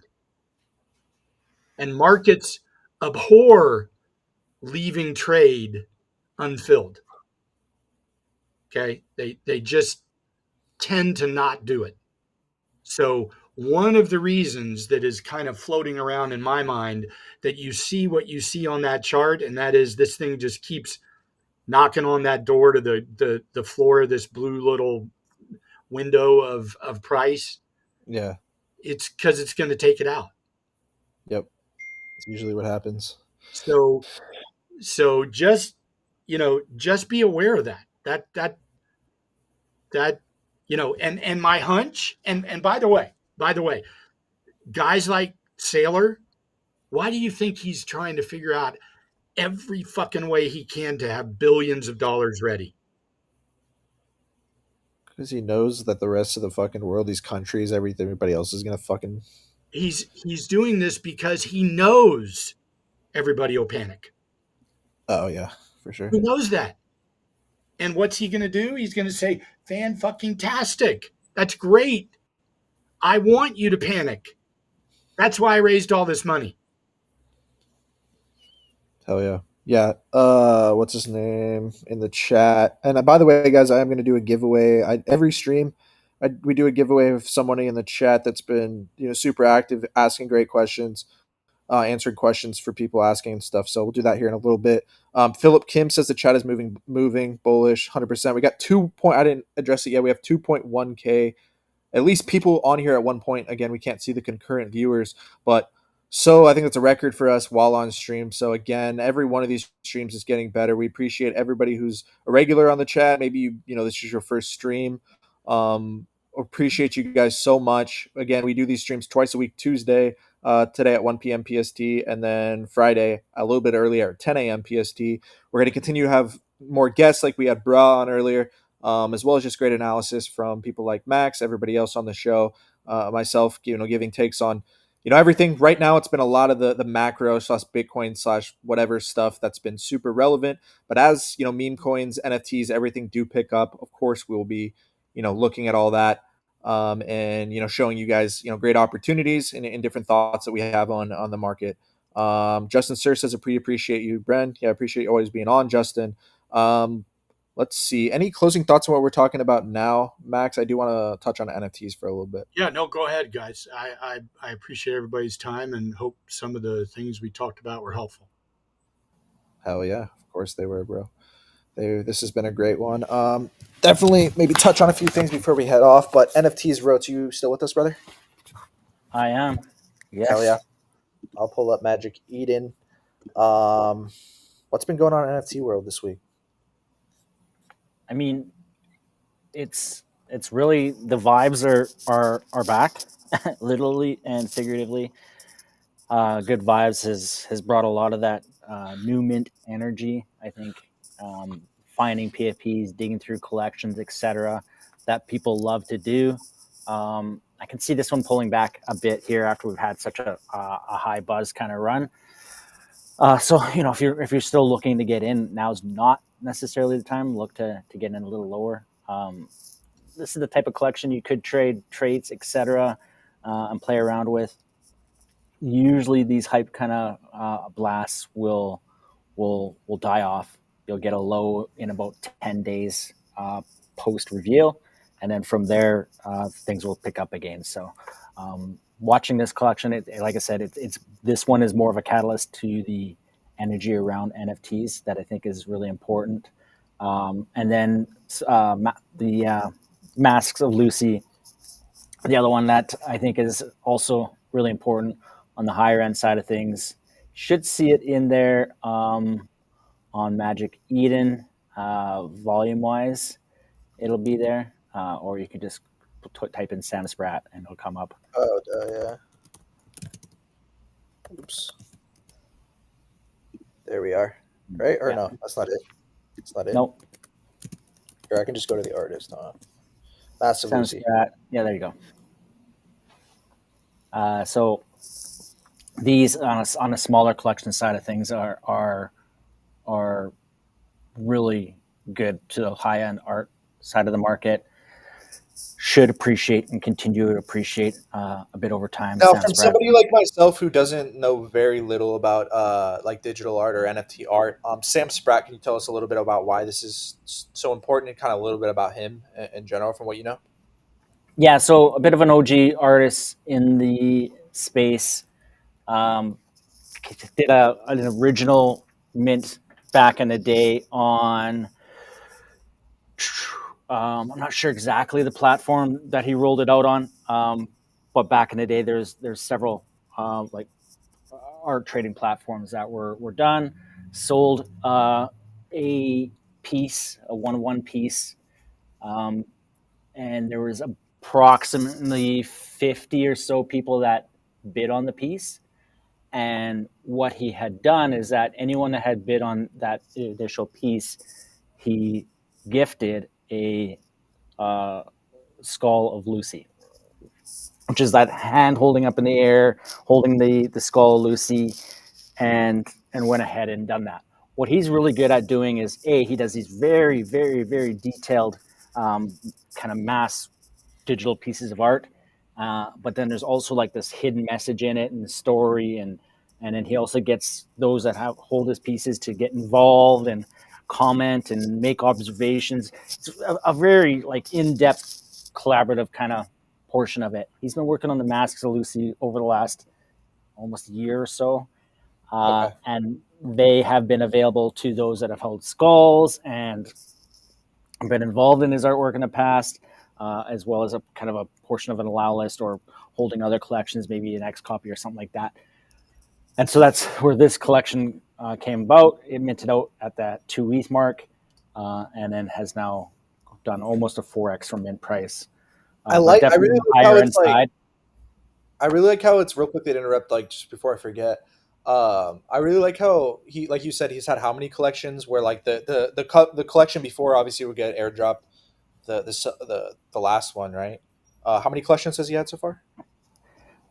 He only really has 2 collections, Okay. and then one arts Okay. beyond that. So you get low limited supply, which is great. Everything's kind of building upon it. On it, the masks What I was themselves. gonna say though, like I like how he airdrops or provides for his prior holders without there being Mhm. some type of like roadmap or execution risk that somebody like Yuga or somebody else might have to adhere to. Whereas it's just like it's unexpected, right? Where like he doesn't have to provide utility. People are buying it because of the art and the provenance and because of his name. but then Yeah. he can still provide utility through this stuff without people necessarily expecting it. You know, And so, a lot of the creators on the digital art side of things, that's kind of their objective and goal. And there's a few artists that really kind of stand out there in X copy, elite high end, and then you have Sam Spratt, um, and then there's several other artists that fall kind of below that are also producing some really quality collections. Not a lot of them in the kind of sense of like PFP. It is very specifically in the gen art or a lot of it is the generative art where they've created this like algorithmic process to create art pieces based on that, and then that's what they produce. And they have maybe a few collections, and some of them have done really really well. So I think that AI art space is certainly something that is going to be around for some time and continue to grow and develop. And these original pieces, collections that have done well, will continue to appreciate over time. Low liquidity, you're not going to be able to sell them out, get out of one super easy. But like recently, we've seen Autoglyph sales where they've had a couple sales in the last 24 hours, and that's 200 ETH worth of volume. Very high end kind of side of things. And then, something like this where it's on the, lower side of the art, but you can get into like art in general in the kind of 1 ETH range for some of these collections. So absolutely. they're interesting. PFP collections, that's where you get a lot of the buzz from. New projects, creating collections and doing drops will continue to kind of build the interest. But what we've really seen overall is Ethereum really lead the way when it comes to NFTs.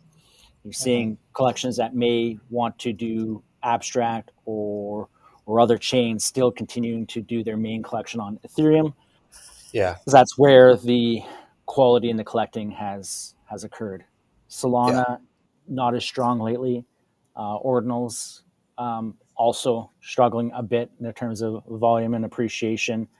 Quantum Cats are minting, I believe, today, and those are on the high end, 0.2 Bitcoin.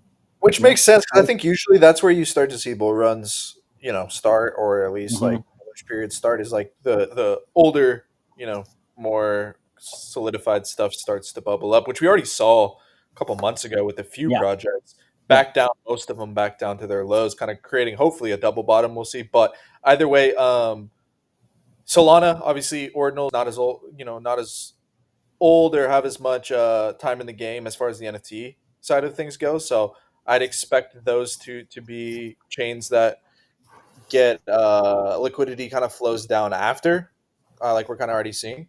But I'm seeing a lot of real quickly and great points, Rhodes. But I think what we're starting to see here on Twitter is a lot of like optimism around NFTs, and hmm obviously it's not strictly sentiment doesn't drive things necessarily, but what we're starting to see, at least in my somebody asked about VFriends. Yes, I'm still extremely bullish on VFriends.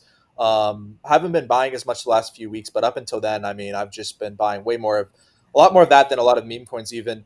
And it's because again, I do think that this second NFT bull run is coming. I made a tweet yesterday that I think the second NFT bull run will be bigger than the first because this time around we have IPs and operators with time in the game, better supply distributions, kind of like what we talked about with the meme coins, where the supply distribution is amongst a lot more people and as well as strong holders.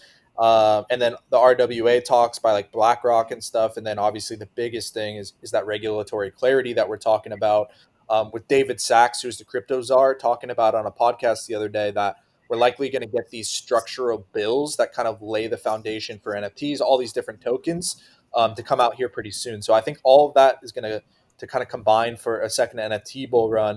And my point is earlier is I think we're starting to see a lot of optimism on the timeline. I'm starting to see, especially in the project I'm in, like I said, big VFriends, a lot of whales, people who have been in the game for a while, starting to buy a lot of the rare pieces and just a lot of stuff in general.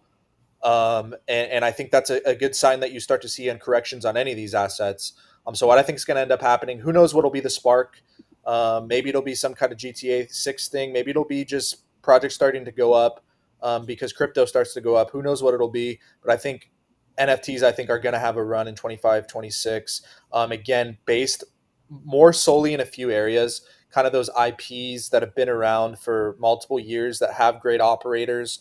The VeeFriends, the Azuki, Pudgies, obviously Bored Apes. And then I think Memecoin NFTs are still going to have a time. I think meme coins itself are going to have another resurgence. The strong coins will start to run. I think that's where a lot of the capital from new people entering into crypto is naturally going to go. And I think those top meme coin projects are going to have, with NFTs doing well as well, are going to have these NFT collections that are going to do very well. For me, those would be the Sprotos, the Aeons, stuff that have these meme coin communities that have been Oh, Uh-oh. around for a year plus now. I think the meme coin NFTs are going to do well. Sprotos, Max, laughing. No. Yeah, they came all the way down to 8.84 now, but You're rugging a bit there, Brent. Can you hear me? Can you hear us, Brent? I think I'm cutting out. Hold on. I You might be are. back. Can you hear me now? Yeah, we Yeah, can. that's where you're seeing the laughing emojis. Is you are cutting out a bit. Okay, perfect. Can you hear me now, though? Yeah.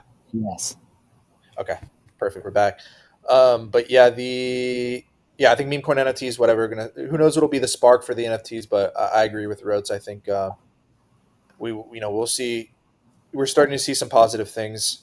I haven't really been looking at the chat, but I think what do you think? I think when you cut out, you were just getting ready to say you were sending me 10 Sprotos or something. Yeah, exactly. Yeah, yeah. That's exactly what I was saying. No, but wow, some of these Sprotos look fucking crazy on the floor. A lot of capitulation on these, but yeah, Jimmy says, but what makes you think that NFTs could actually come back to life? Volume and popularity, says meme coins for me. I think both are going to run, but the reason I think NFTs are going to come back is because a few things. I think NFT technology, everything I think is going to be an NFT. Maybe that's a little bit farther off, 5 to 10 years from now.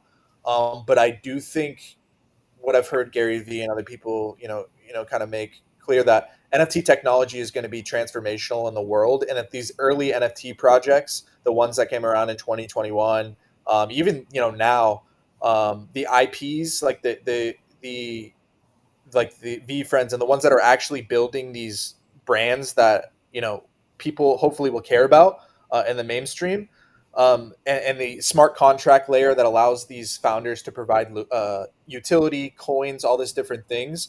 In the combination of the technology itself taking off, people becoming more, trading more digital assets, I think that's going to ignite another NFT bull run.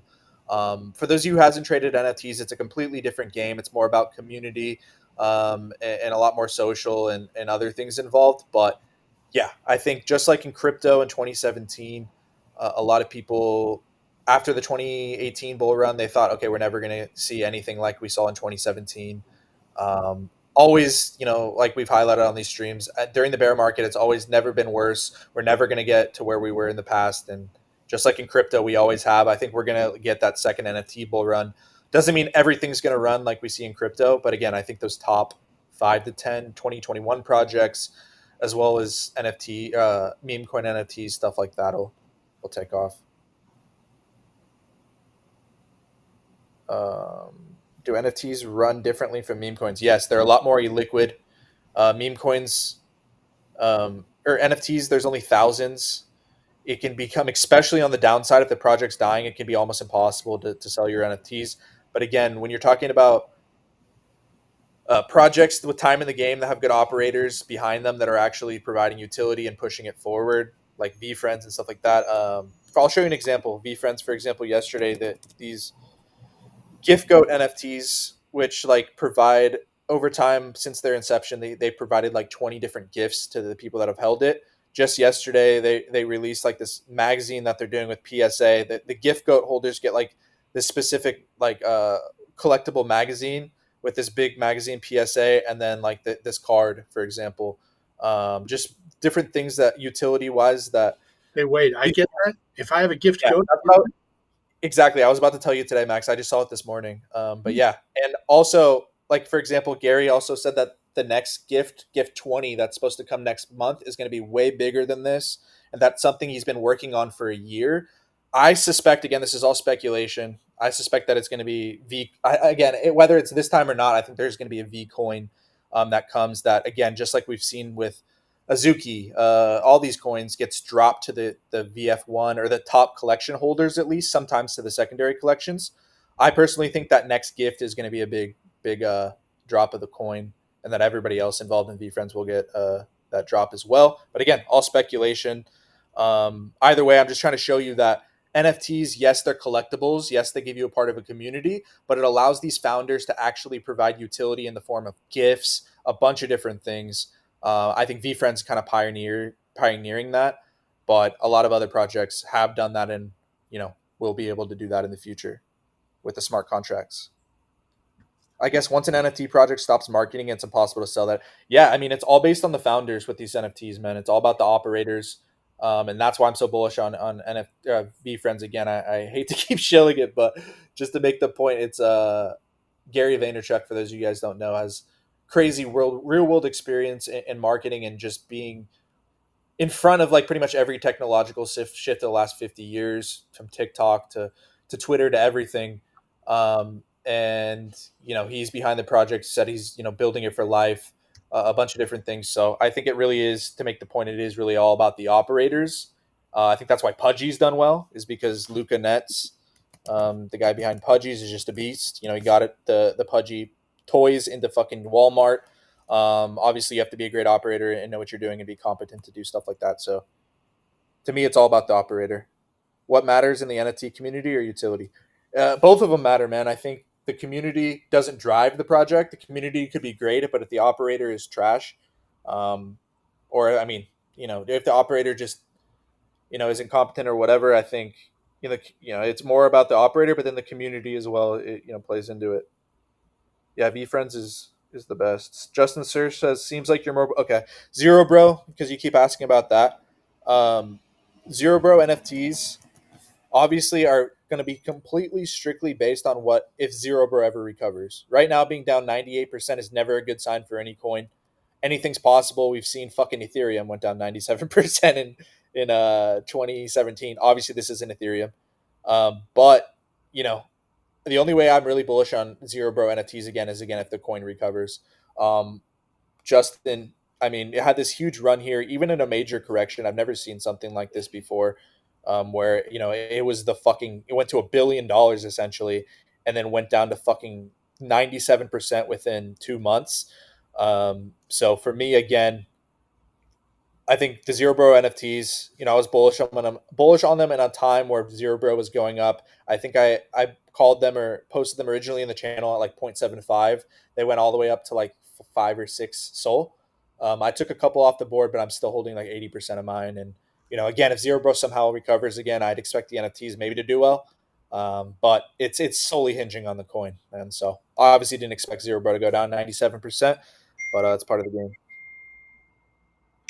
VFriends has one of the best communities. Zero Bro died. No way it's ever coming back. I wouldn't say never, but yeah, it's not looking great.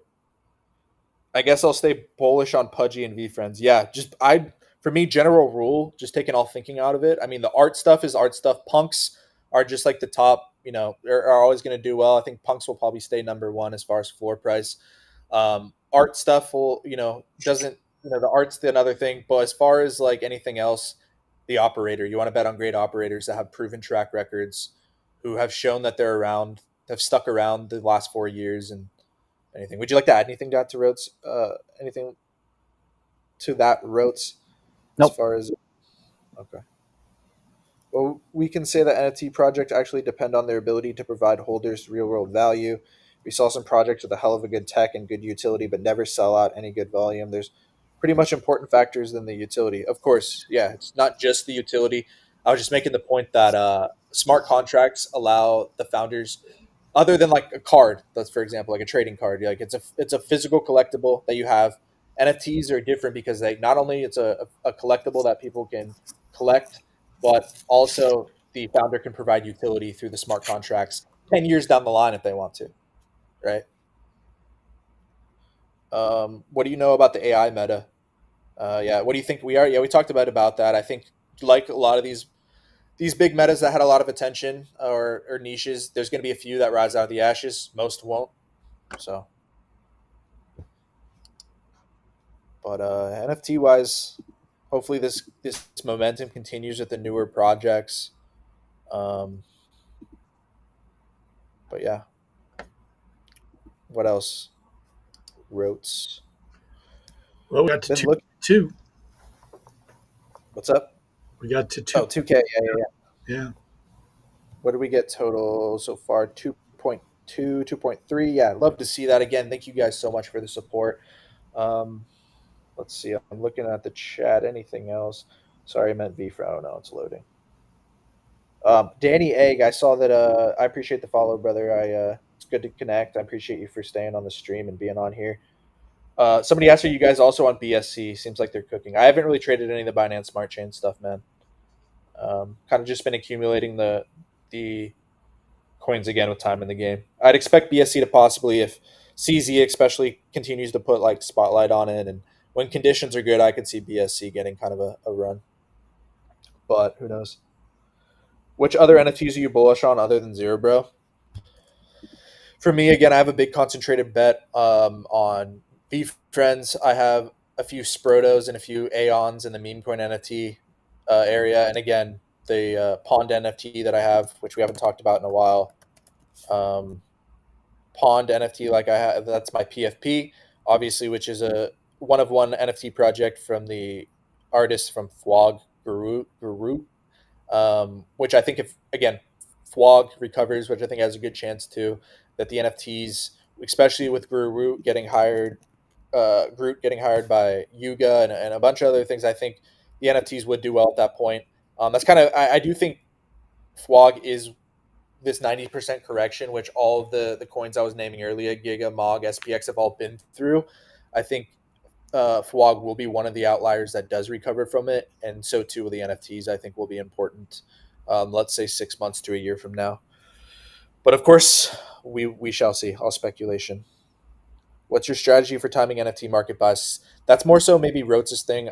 For me, I didn't really do too much in NFT. I did some flipping like everybody else, but my strategy the last few months, while I've seen NFT kind of start to pick up, is accumulate stuff from great operators, um, a few art things, but as well as again just great operators, which V Friends, Wonky Stonks, which is from Kaleo on Twitter, which I really respect.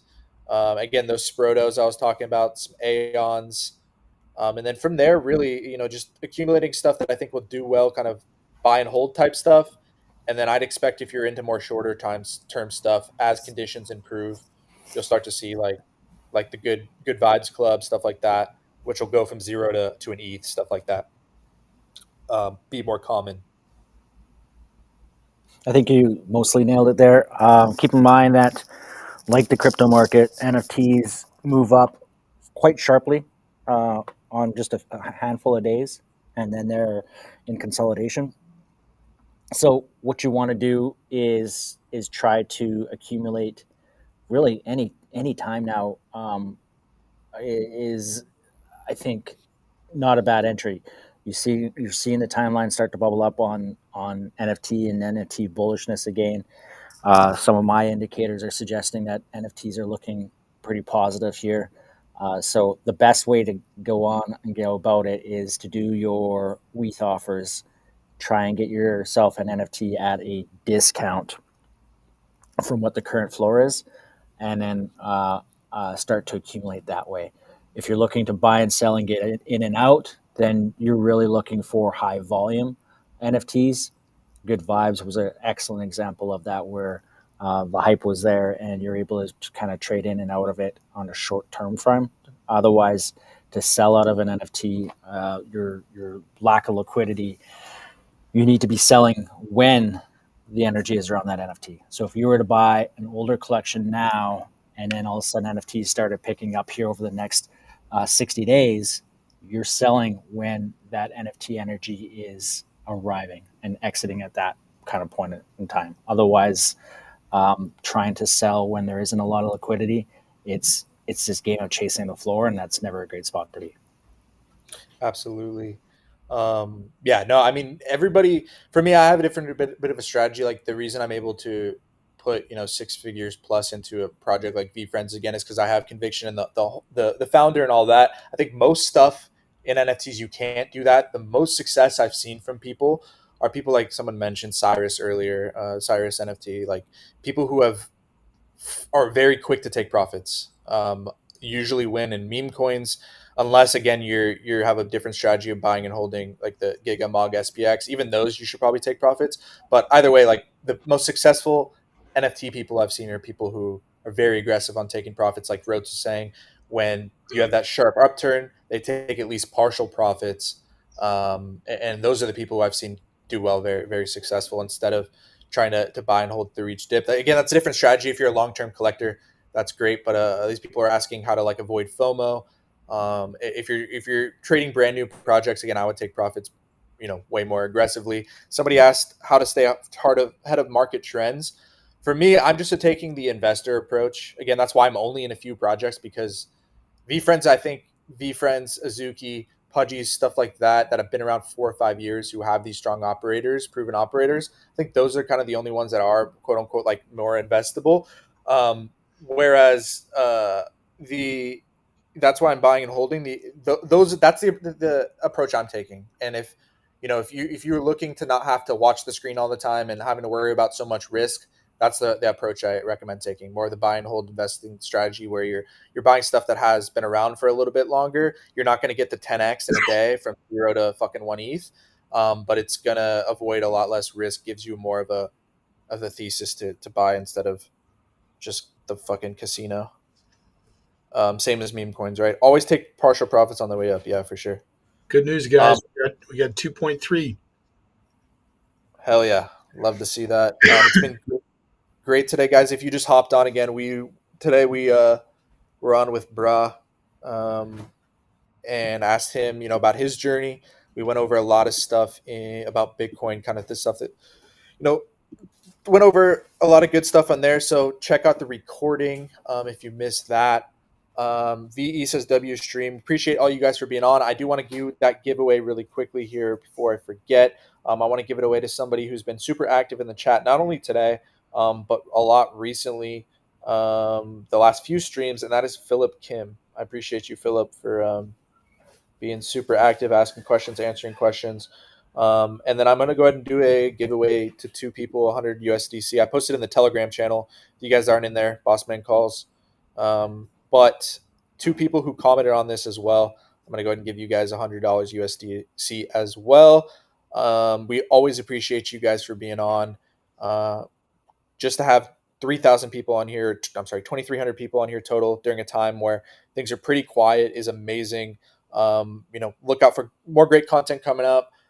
Follow the hosts on the panel. Turn on post notifications for my channel so you don't miss a stream. Rhodes, Stanksy, Max, any closing thoughts? Just thank everybody for their time, and we really appreciate being able to share stuff with you. Indeed. What about you, Rhodes? Yeah, agree. Watch out for FOMC tomorrow and see how things ride out from there.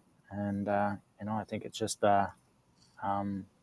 we're in this sideways action here. Don't be shaken out if anything flashes down.